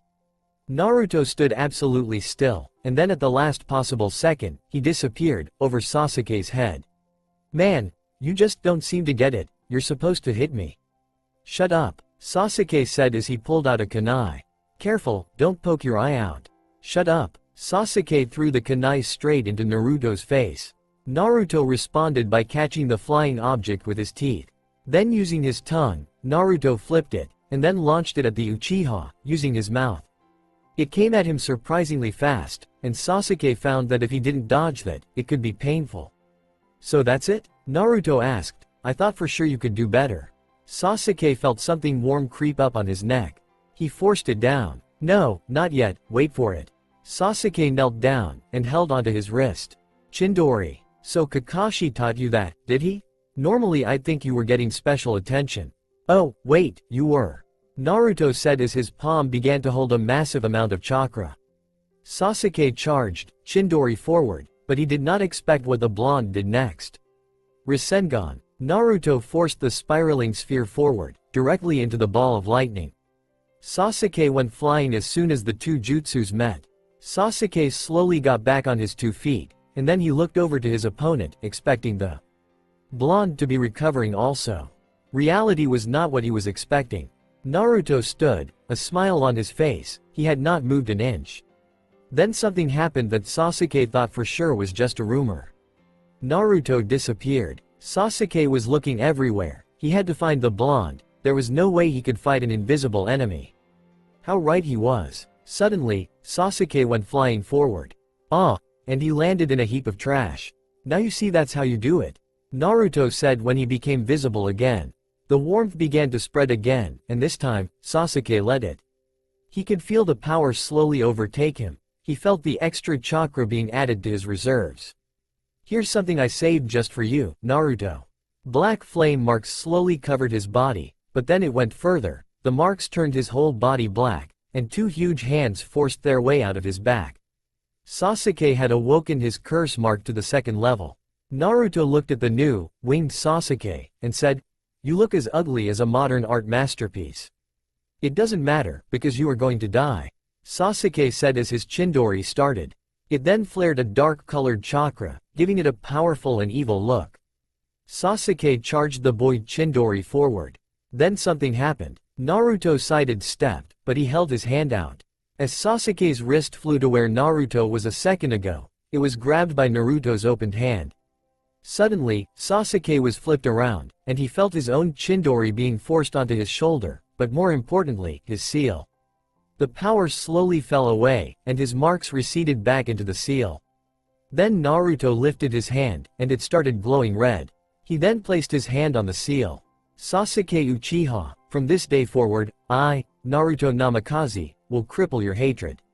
Sasuke suddenly had a flood of memories, everything he had done, every time he had coldly ignored each and every one of the girls, every time he had been arrogant, prideful, and cold. Every hurtful comment, everything he had ever said or done. Suddenly Sasuke found himself standing in a spotlight, surrounded by darkness, and in front of him stood an old man and a young man. The old man stood, leaning on an ebony cane, his long white beard almost impossible to find among his long white hair. His face had many deep wrinkles from where 1,000 smiles had sat. The young man had a torn shirt, thousands of cuts on his body, he was in need of a shave, and a medic nin. Then it hit him, both of these men were him. Wa? The old one lifted his hand. I am the Sasuke that could be. The one in desperate need of a razor scowled and said, I am the Sasuke that will be, if you keep living like you are. Then a voice behind the current Sasuke said, one dies a grandfather of 30, the other dies alone, in a ditch, at the age of 17. Sasuke turned and he saw Naruto and his future counterpart, the Rokudame Hokage. One fights to protect those who are precious to him. The other fights with hatred for his brother. I'll let you choose which future you want, and then he will tell you what he fights for. Naruto faded away, leaving his Hokage counterpart. The aged Naruto looked at the current Sasuke and he said in a mellow voice, "Choose wisely, dear boy. One fate can change another, and then another. I will not say to give up on your ambition, but do not let it ruin your life. It is too much of a precious thing to waste." Then Naruto faded from view. Sasuke looked at his counterparts. The younger one had a wild look in his eyes. The older one had a kinder, understanding look. Sasuke stared at them. "You, the older one, who do fight for?" He was confident in his answer. After all, fighting for someone else could only increase his chances of dying. But what came out of his mouth truly surprised him. "I fight to protect those whom I find precious." Hatred was not the same kind of motivation like protecting those precious to me was. "What about you?" Sasuke asked his other self. "I used hatred. I killed Itachi. It may have killed me, but I did it. I won. I did it. Ha ha ha ha ha." Sasuke looked at the younger one like he was crazy.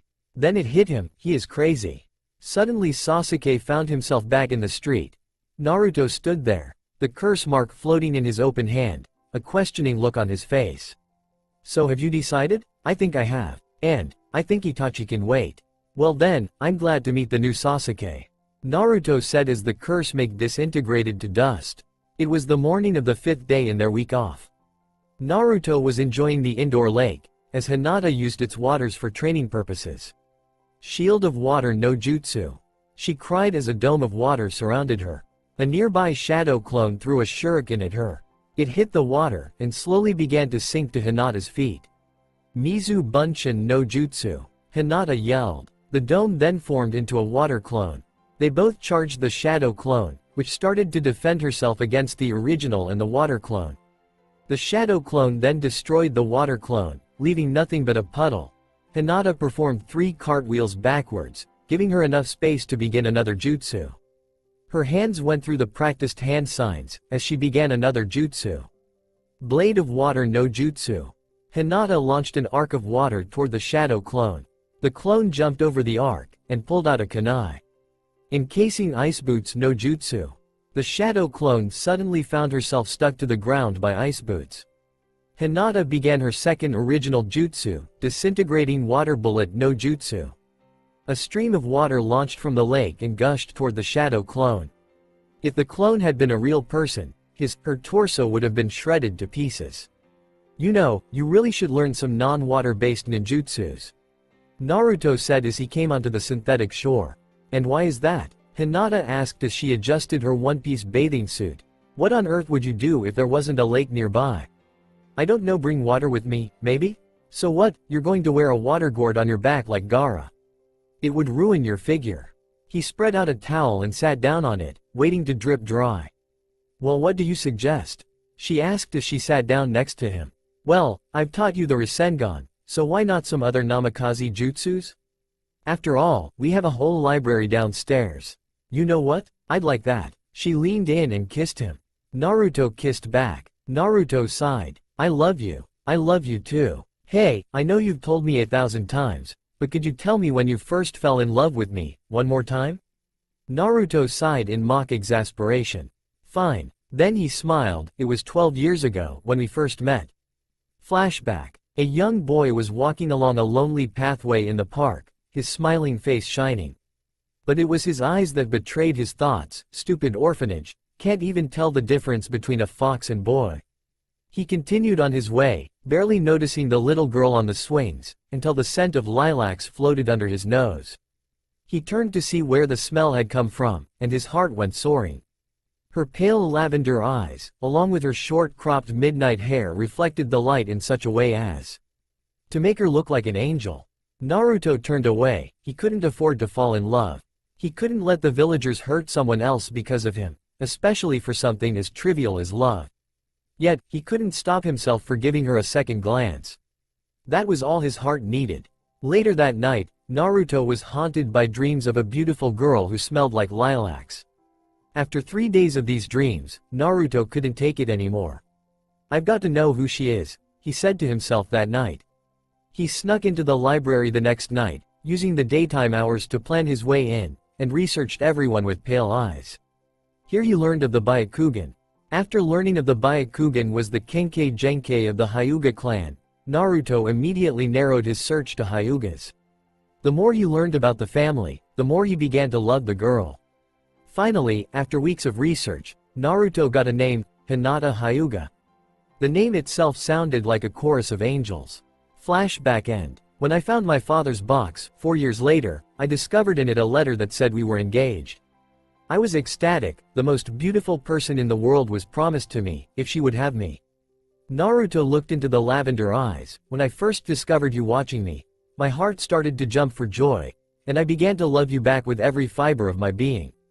But you could never show it because of the villagers. Hinata said from memory, saying the sentence for her boyfriend.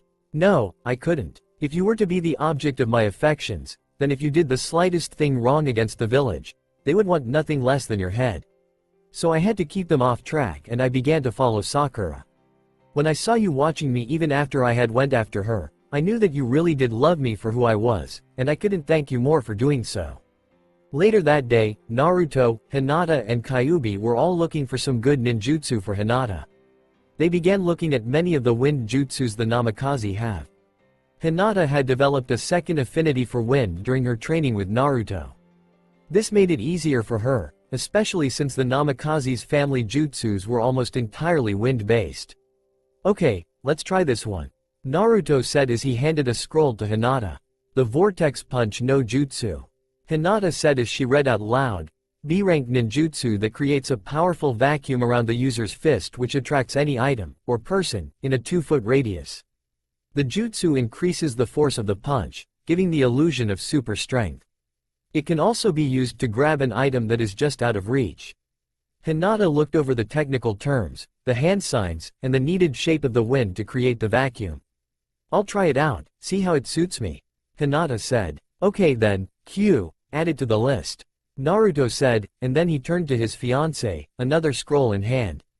How about this one? He asked, handing her the scroll. Kei's no Yaiba. A ranked ninjutsu. This jutsu creates a blade out of wind which, being wind, makes it impossible to block. However, unlike the Kamaitachi no Jutsu, this jutsu requires no tool. This one sounds very promising, Hinata said as she looked it over. Do you think that's enough? Naruto asked her. It better be enough, Kyuubi said. Naruto and Hinata both looked over at him. He had 10 scrolls piled in his arms.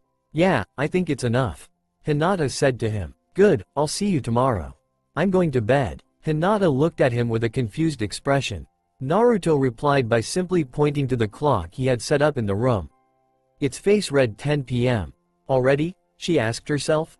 Over the next 2 days, Hinata tirelessly trained with her new jutsus.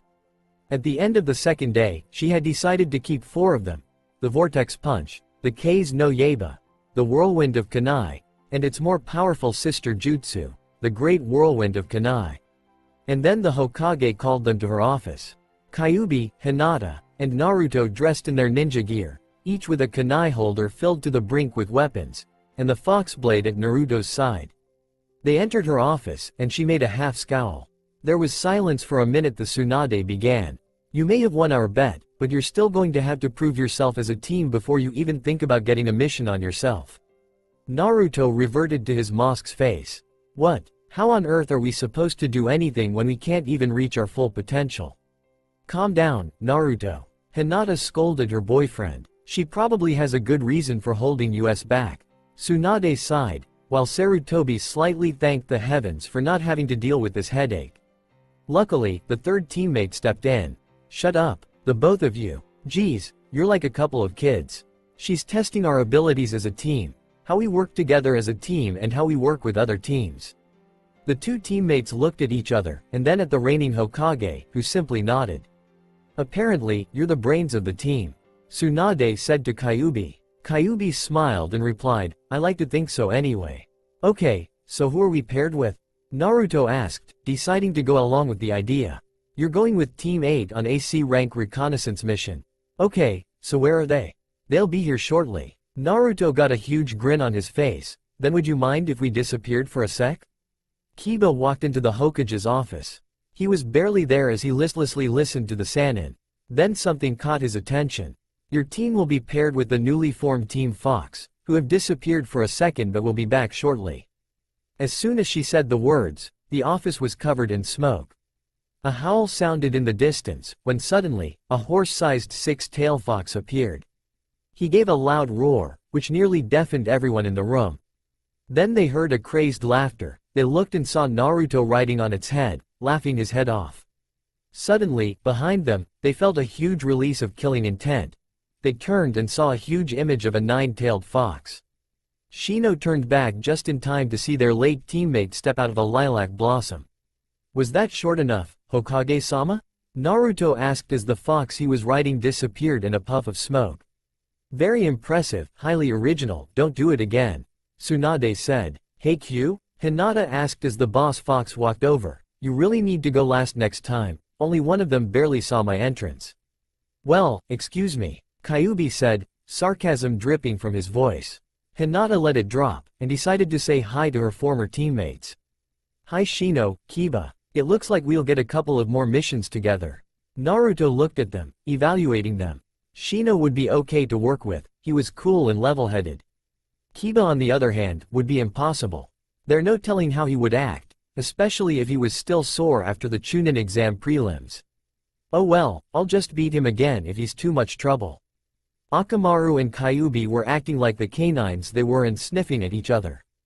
Thankfully, Kyuubi at least had the decency to change into a smaller version of his fox form, so it didn't make it look too weird. Kurenai looked at the scene of the two teams temporarily joining. She foresaw many headaches. Alright, we'll take care of the formalities later, you have 1 hour to get ready. Meet at the village gate. Naruto said, I'll be there. Then he shunshined away, quickly followed by Hinata and Kyuubi. Kurenai, I'll expect a full report on how their team interacts with yours, Tsunade said, happy hunting. She nodded and escorted her team out.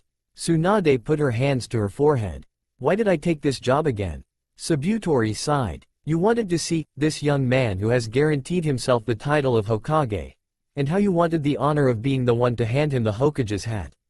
Tsunade grunted. What on earth was I thinking? Naruto was packing the usual stuff. Clothes, ramen, weapons, ramen, toiletries, ramen, a book for the trip, ramen, oh, and did I mention ramen? Finally, after being satisfied with his pack, he walked into the hallway and waited for his future wife. She came out with her own bag, while Kyuubi just walked out of his room. When you have as much spiritual power that Kyuubi had, you don't really need anything. They headed out to the gate and they waited for the others to get there. Kiba, Kurenai, and Shino all came around at the designated time. Okay, Kurenai said, our target is a meeting with a Kumo Chunin and an Iwa Chunin. We are not to interfere with the meeting, but if they attack, we have permission to take them out. Good, I haven't had a good tasting Iwa Nin in the last 20 years. Kyuubi said. Kiba looked at the fox with a newfound fear in his eyes. This guy ate people. Okay then, let's get going. Naruto said as he picked up his bag. You heard him, Hinata said, pushing her former teammates ahead of her. Get going. Kurenai sighed. What have you done to my student, Naruto? Lovely day. Naruto mumbled as the party walked along the path through the forest. Kyuubi agreed with a grunt. Don't grunt, you sound like Sasuke when you grunt. Naruto told him. Needless to say, Kyuubi never grunted again. Hinata, meanwhile, was keeping a love-struck Kiba at bay. Come on, just one dinner? We don't even have to call it a date. No, please, no, pretty please, no, oh come on, please. For the last time, no. Why not? Hinata sighed. You are aware that I'm engaged to Naruto, right? Kiba looked like the world had ended right there. Huh? I'm engaged to Naruto, have been since birth. Oh. Hinata smiled at him. Don't worry, I'm sure you'll find a nice girl one day. It just won't be me. Hinata went up to catch up with her boyfriend. I told you she wouldn't go on a date with you. Shino said to Kiba. Shut up, bug boy. Kiba growled. Even though no one could see it, Shino was smiling underneath his large coat neck. It wasn't long after Kiba realized his love interest can't and wouldn't give him the light of day. He began a rather one-sided, if that, contest against Naruto to outdo him in any way, shape, or form. Kiba threw a kunai at a nearby tree branch, and clipped off a leaf. "Beat that, fox boy." Naruto looked at him. "What did you do?"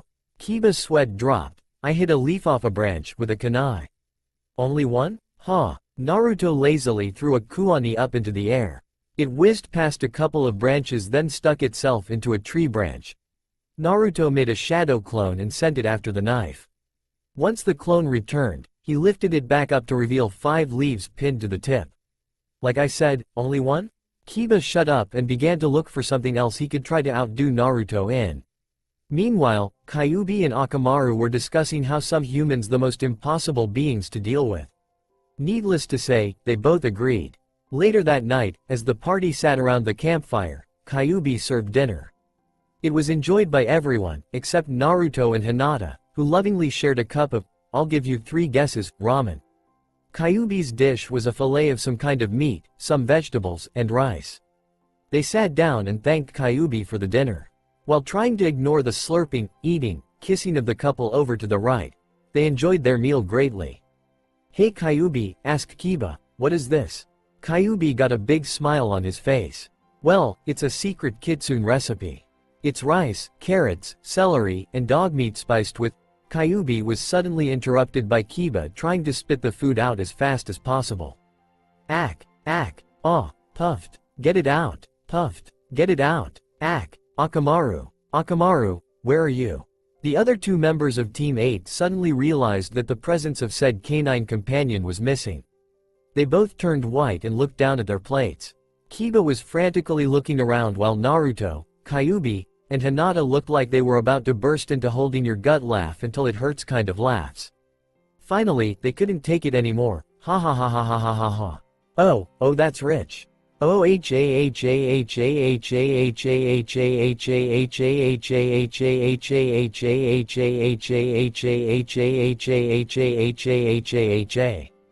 Kiba was about ready to pound them. He grabbed the laughing Naruto by the collar. "What's so funny, Namikaze?" "It's haha, it's not dog meat." "Huh? We played a joke on you, Kiba," Hinata said as she picked herself off the ground. "BBB, but where's Akamaru?"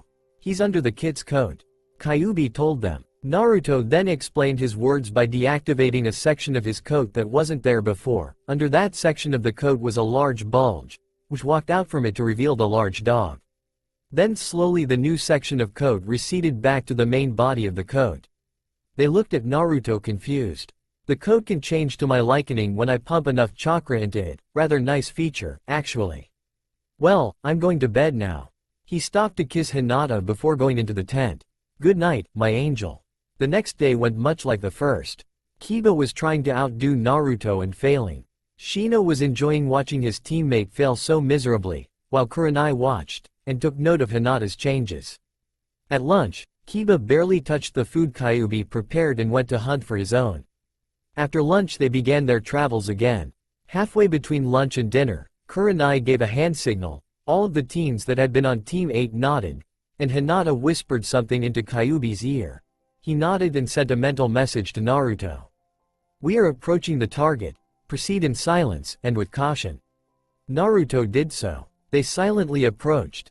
Hinata had her Byakugan active, and was no doubt scanning the area. Kiba, Kyuubi, Akamaru, and Naruto were all sniffing the air, while Shino had sent some bugs forward. Naruto found a scent and began to cautiously follow it. Soon he was followed by his fellow sensitive smellers. They found 3 Kumo nins standing in a clearing. Kiba whistled the song of a sparrow, and soon Shino, Hinata, a Kurenai appeared next to them.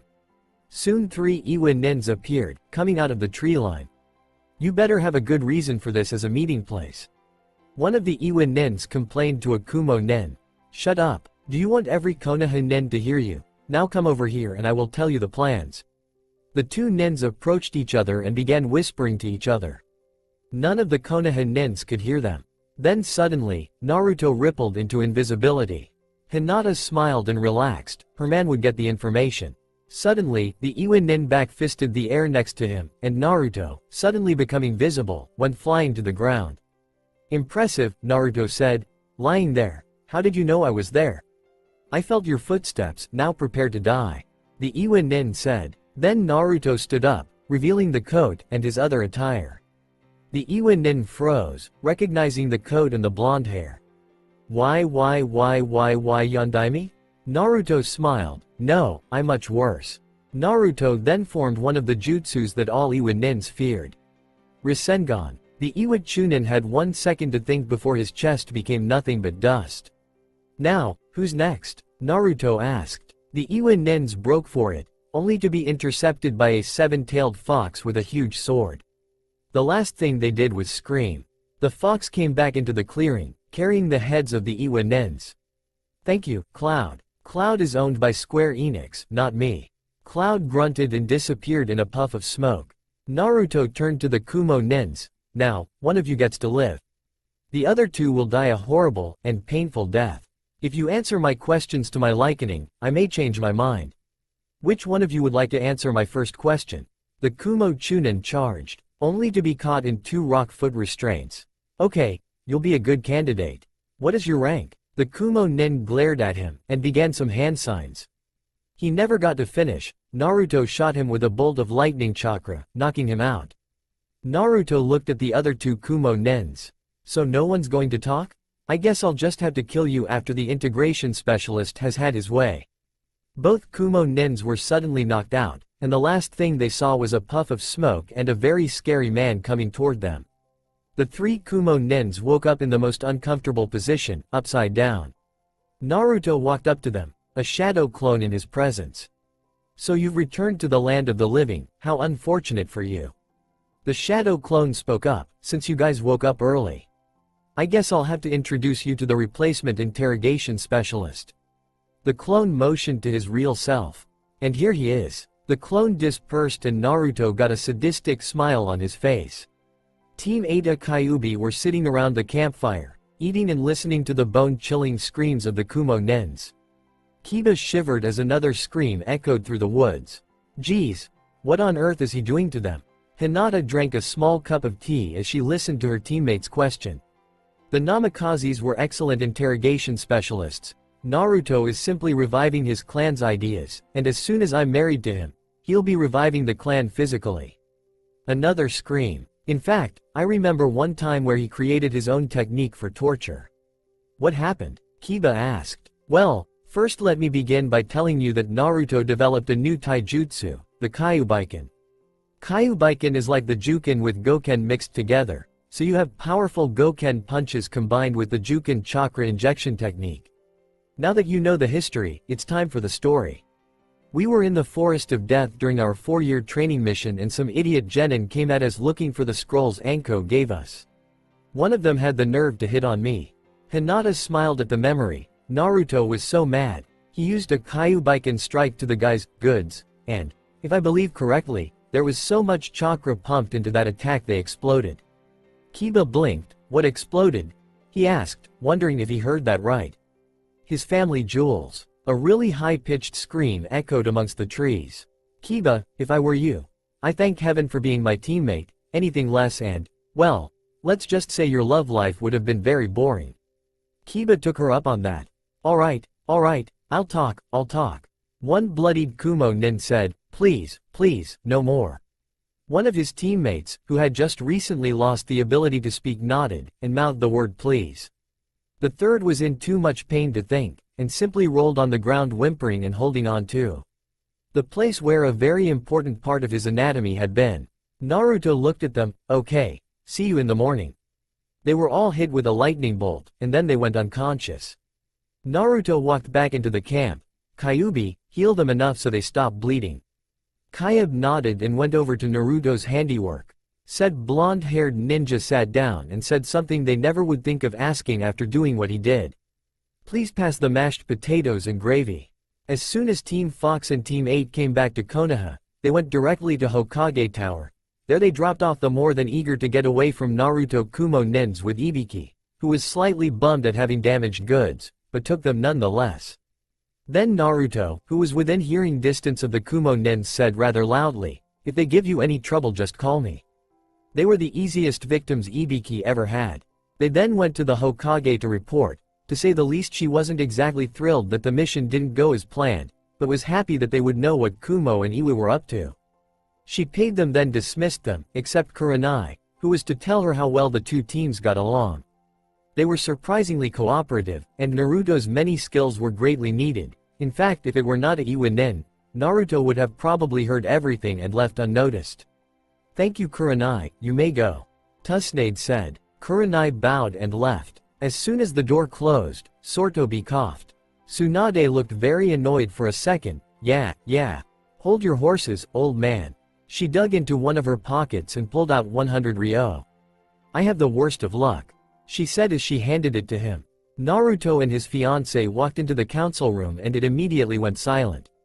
Naruto walked up to the only empty seats in the room and sat down on it, filling them for the first time. Finally Danzo stood up. "What are you doing here, boy?" Instantly changing his choice of words when he saw the glare coming at him from the third and fifth. "I see for once you have decided to hold your tongue, Danzo," Naruto said, his face expressionless. "As most of you know, I'm the heir of the Namikaze household.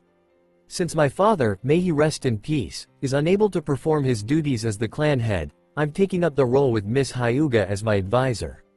"This is an outrage," Danzo yelled. "This, boy, cannot be Namikaze heir.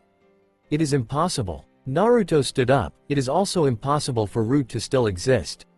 "But does it?" Silence. Thoughts were flying through almost everyone's minds. Root? Didn't Sandame discontinue that program? Hiyashi wondered. "I thought I told him to end Root." Sarutobi mentally yelled. "Does he know about that?" No one knows that it still exists." Danzo thought, "What are you getting at, boy?" Naruto smiled. "What if I told you? I had undeniable proof that Root exists." Danzo laughed. "I'd say that would be the biggest lie I've heard in my life." Naruto smiled. "Really? Tell me Danzo, does the name, Syu, mean anything to you?" "No, it is just a name." Danzo lied. It did mean something to him. It was the name of one of the most rebellious students he had ever had. It was a miracle the boy was alive. The boy had a beating at least once a day for activities that Danzo would never allow in his program, namely playing games, smiling, and every once in a while crying. "Really? Well, let's ask him, shall we?" With a simple flare of Naruto's coat, a young boy came into view. His skin was a sickly pale color, and he looked like he hadn't had a meal in weeks. Shuza Akamichi looked at the boy's showing rib cage and wondered if it was possible to survive being that thin. Danzo, in a rare show of emotion, paled. "This is Syu, last name unknown. I personally retrieved him from the Root complex that should no longer exist." He shot a glare toward Danzo. "Syu is beaten at least once a day for smiling an earnest smile.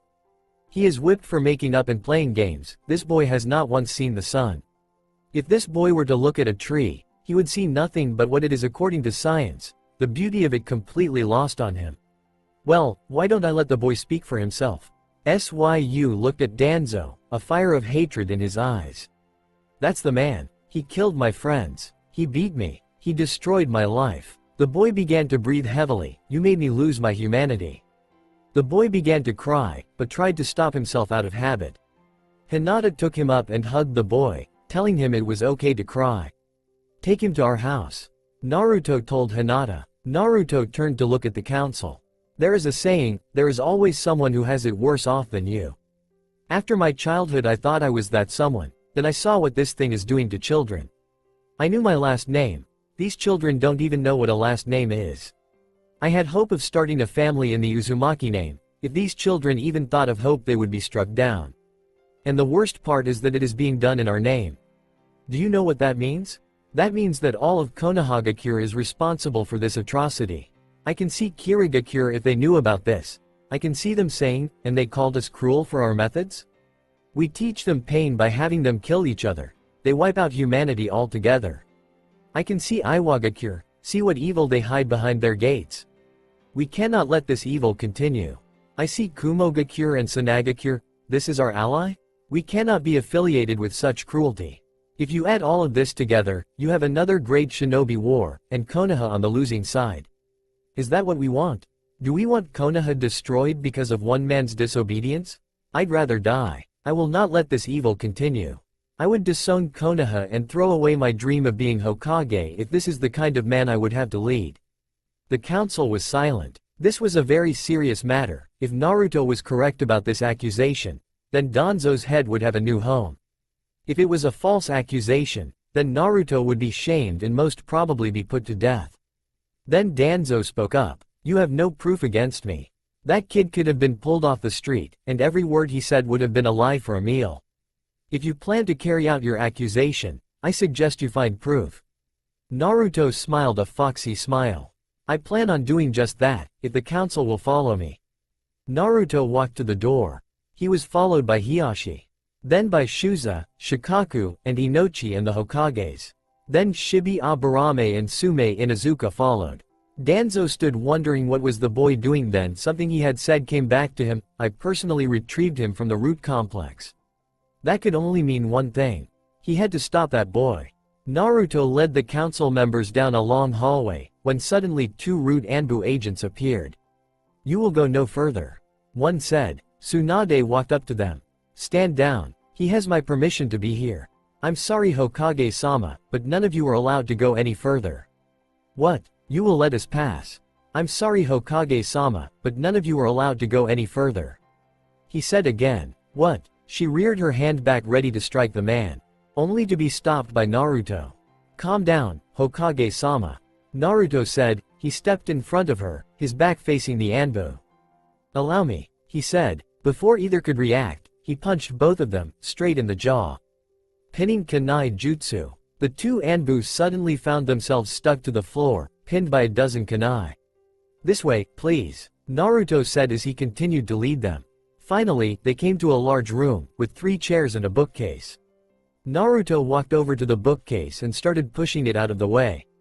Then they saw it. The council members stood at the top of a huge cylindrical room. Ladies and gentlemen, I present to you, the root complex. Danzo hobbled down the hallway. He had to keep them away from that room.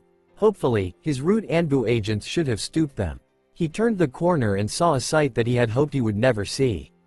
His 2 agents were pinned to the ground by dozens of kunai. Then he looked down the hallway into the room. The bookcase had been moved. Oh, no. He had to get out of there. He couldn't let them catch him. If they got his hands on him he'd be executed.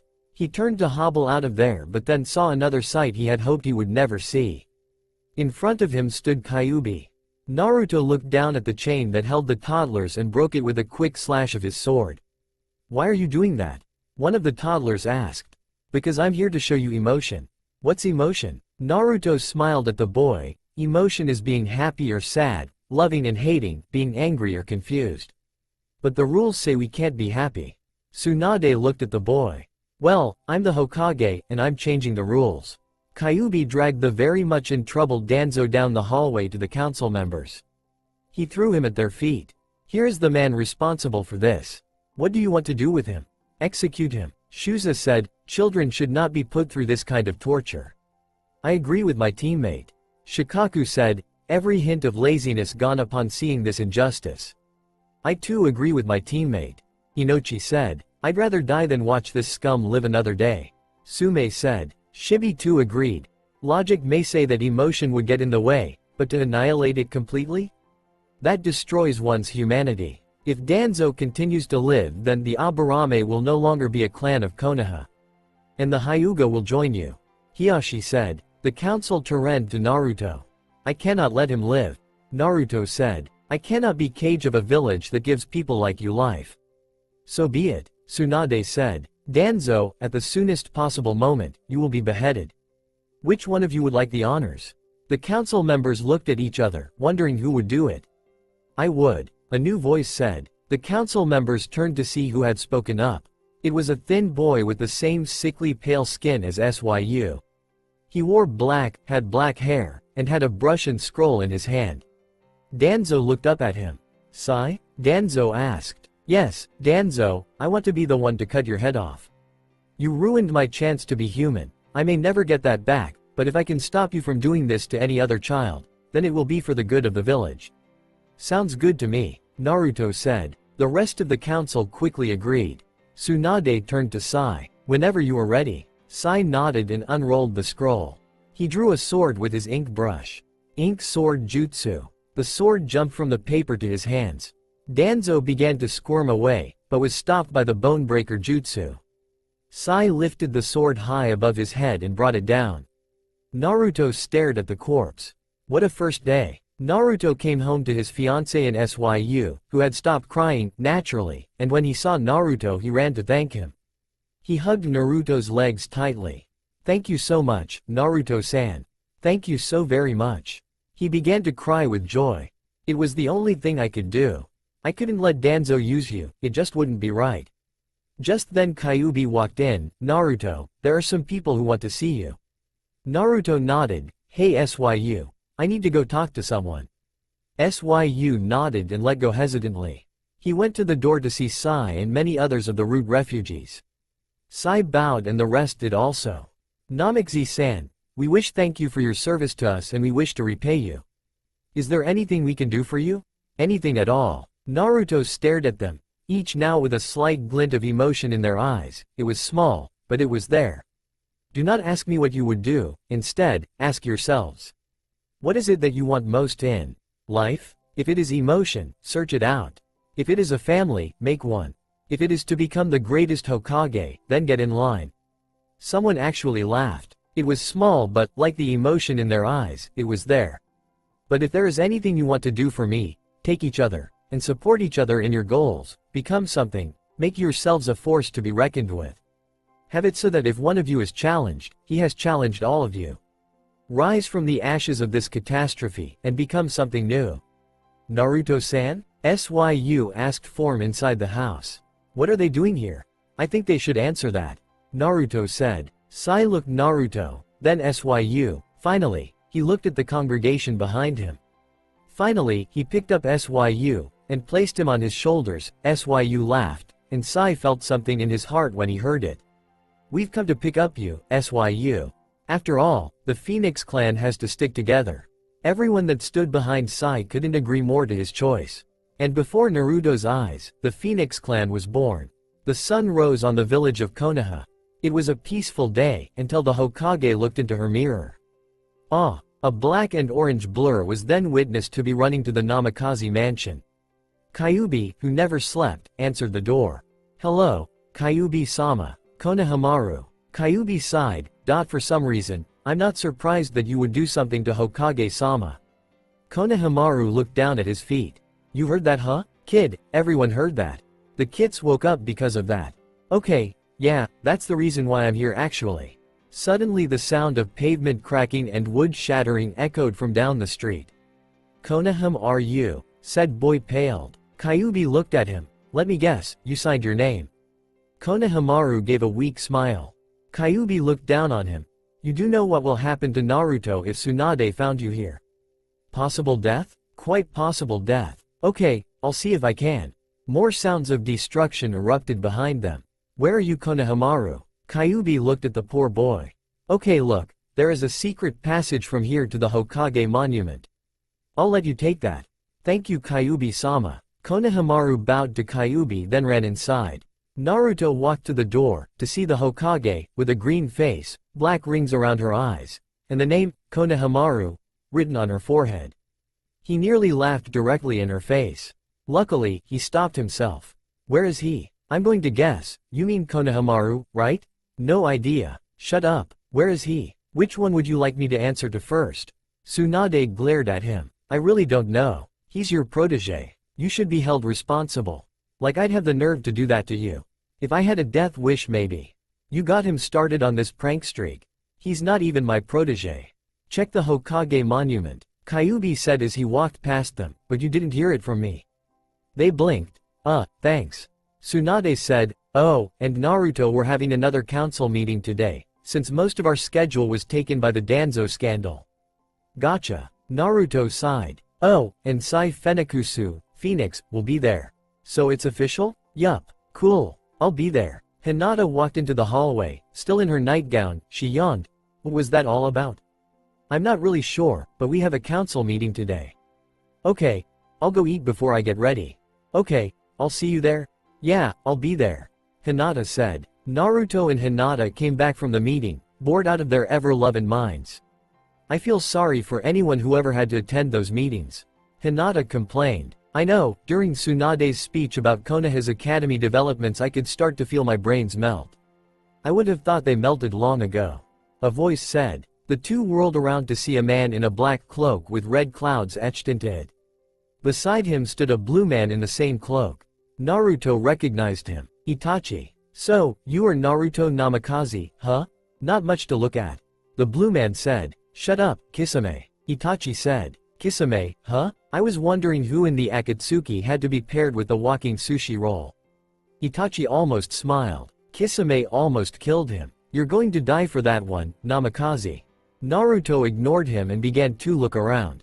Hinata, can you find him? Hinata activated her Byakugan and searched the house for the Nine Tails. He in the basement. Itachi and Kisame looked slightly confused. Who were they talking about? Oh, well, not that it mattered. Anything less than the Hokage herself wouldn't stop them. Unfortunately, what ran into Kisame was more than a Hokage. Here comes the boom. Kyuubi cried as he launched himself into the Shark Man. Kisame went flying to the opposite wall, but before he could reach it he was met by Naruto's fist. Man, I've always wanted to say that. Itachi stood wide-eyed. Kyuubi, you're free? Kyuubi didn't look at him, but jumped over to the others, as free as a trusted servant. Itachi stared at them. Impressive, Naruto. You found a way to let Kyuubi out. Well, genius is as genius does. Naruto said with a smirk. I completely agree with you, especially since I was one of those geniuses. Hinata stepped forward. Genius this. Shugohaki Rokuhuion Sho. Itachi silently thanked his blood for giving him the Sharingan. Without it, he would have defiantly been impaled by the thousand upon thousands of chakra beams that came at him. Unfortunately, it does not have the 360-degree sight of the Byakugan. A Naruto shadow clone landed a kick to Itachi's head. Itachi then, in one smooth movement, stabbed the clone with a hidden kunai. Unfortunately for him he had to turn his back again. Naruto acted immediately. Itachi turned just in time to see a Rasengan fly towards his head. He ducked, but not fast enough to save his ponytail. Hey, it took me forever to grow that. Well, it took me a second to cut it. Naruto smiled. Itachi growled, we'll try this on for size. Mangekyo Sharingan. Amaterasu. Instantly the black flames jumped from Itachi's mouth. Naruto quickly pulled out a scroll. Fuka Hoin. A thick smoke quickly enveloped the flames. Then the smoke receded back into the scroll and the kanji, seal, appeared and glowed a faint red. Sweet. That worked. I've got to meet this Jiraiya dude. Itachi growled again. Well, how about this? Tsukuyomi. Instantly Naruto and Itachi were sucked from their reality into a world of darkness. Naruto looked around. Nothing. Suddenly Itachi came into view.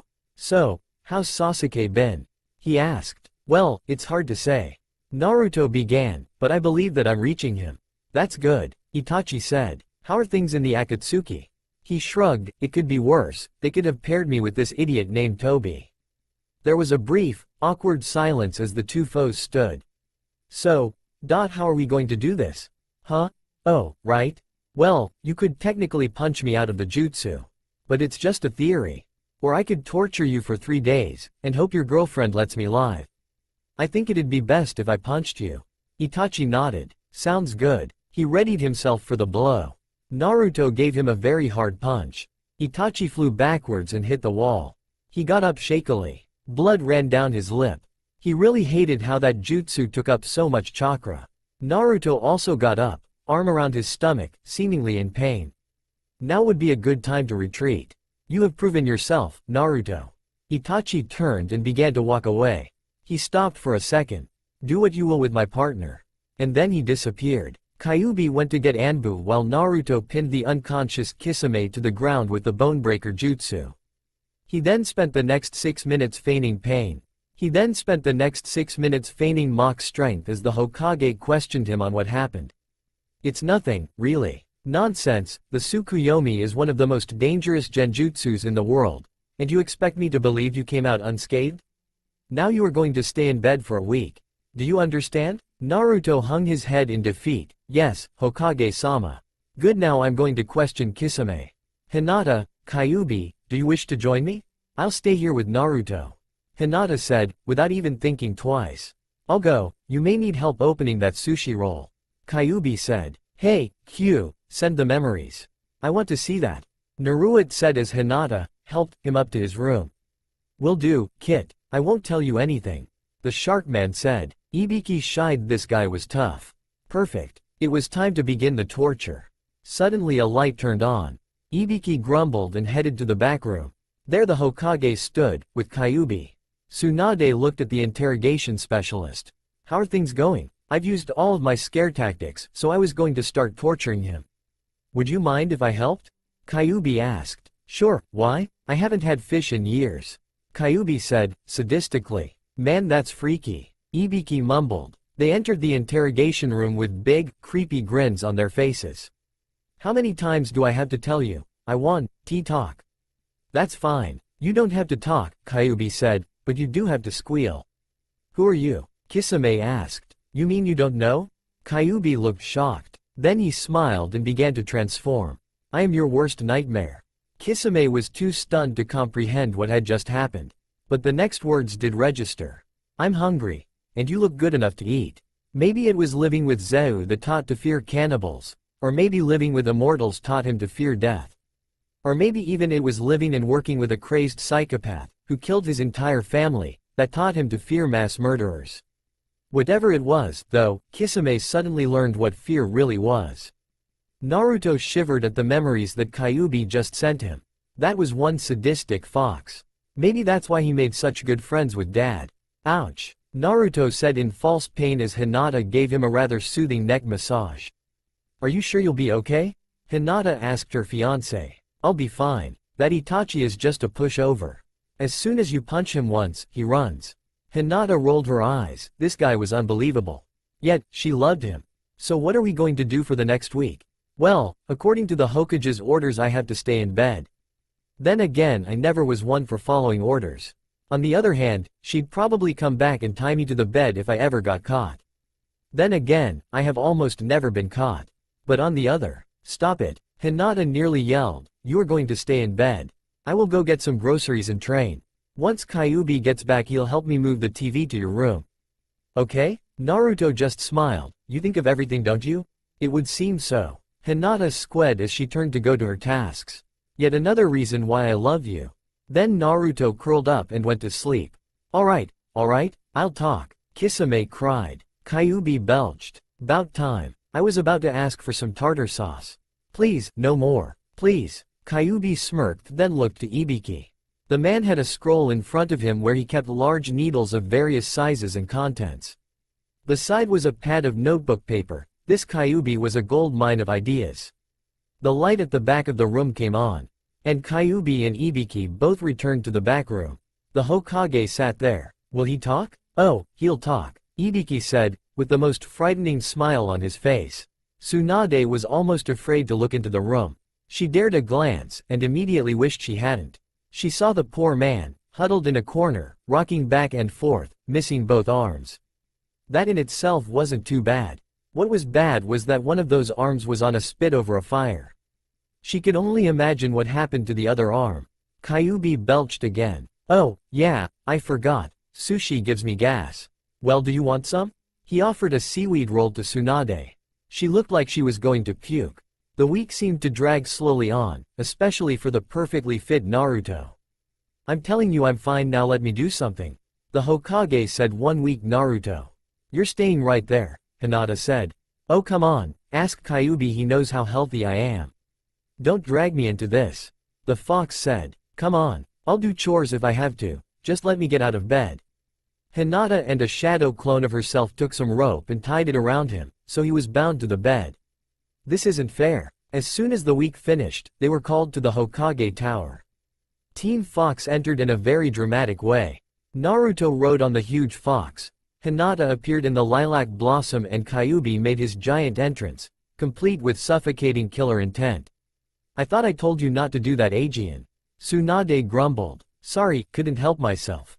Naruto said with a smirk. They didn't have to wait long before the other team came in. Naruto, who had been relaxing on the Six Tails back, nearly fell over onto the floor. There before them, stood Team 7. There was silence for a brief moment.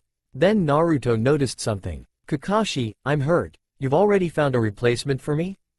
Don't go too hard on him, Naruto, Sai said. He only wants what's best for his team. Naruto smiled. Well, then I guess you're okay. Hey, Dobi, what's up with you having a team to yourself? Sasuke said in a friendly manner. Why Teme? Jealous? Naruto asked, jokingly. Hinata stepped in. Now, Naruto, don't insult Sasuke. He has a lot of stuff to worry about that you don't have to. Oh, alright, Naruto said as he suddenly lifted the girl of his dreams into his arms. But only because you said so. Sakura's eye teared. She longed for someone to do that to her. Hinata was so lucky to have a boyfriend as caring as Naruto. Suddenly the last thought struck her as odd. She would have never paired the words Naruto and caring in the same sentence. The Hokage coughed. Are you two going to accept this mission, or are you going to just stare into each other's eyes all day? Naruto pondered on the question. Well, staring into her eyes all day is something I gladly do any day of week. In fact, it would take a bag tied around my head to keep me from staring. Naruto. Oh, alright. Okay, you have a difficult mission this time. After interrogating the Kumo nins Naruto caught, we have found out that Iwa was going to ask Kumo for plans on our walls. This is very serious. If our wall are breached, it could be a massacre against Konoha. But because Iwa knows that we have found out due to them not returning, they may not try it and attempt something else. So what I want you to do is... She carefully picked her words, visit Iwa and see how things are going. So you want us to spy on them? Sasuke asked. No, this is more of a diplomatic mission. I want you to gain audience with the Tsuchikage and talk to him, as my representative. Ah, I see, you're sending your most powerful ninjas to him to hopefully scare him out of attacking us. Correct, and with your father's history with Iwa, and your likeness to him, it should greatly help. That and Kyuubi. See, I knew he was good for something. Kakashi said. Whatever, Kakashi. Oh, one more thing. Tsunade said. You'll be accompanied by my teammate. It is I, Jiraiya, Mountain Toad Sage. Everyone turned around to see a white-haired man sitting on a large toad. I am the great Sannin, and author of. Tsunade backfisted him, sending him flying to the other wall. If you ever mention the name of your stupid books within earshot of me, I will have you executed. He writes books? Naruto asked. Kakashi simply pulled out the copy of Icha Paradise that he carried in his pouch and showed Naruto. Wow. My respect for him has just dropped like a rock. Tsunade let out a deep breath. Anyways, Jiraiya will accompany you for the negotiations. Any questions? Jiraiya, who had just picked himself off the floor, with much difficulty asked. Yeah. What's my dental plan? He held out his hand and spat out a tooth. Any other questions? There were none. Okay, you leave tomorrow.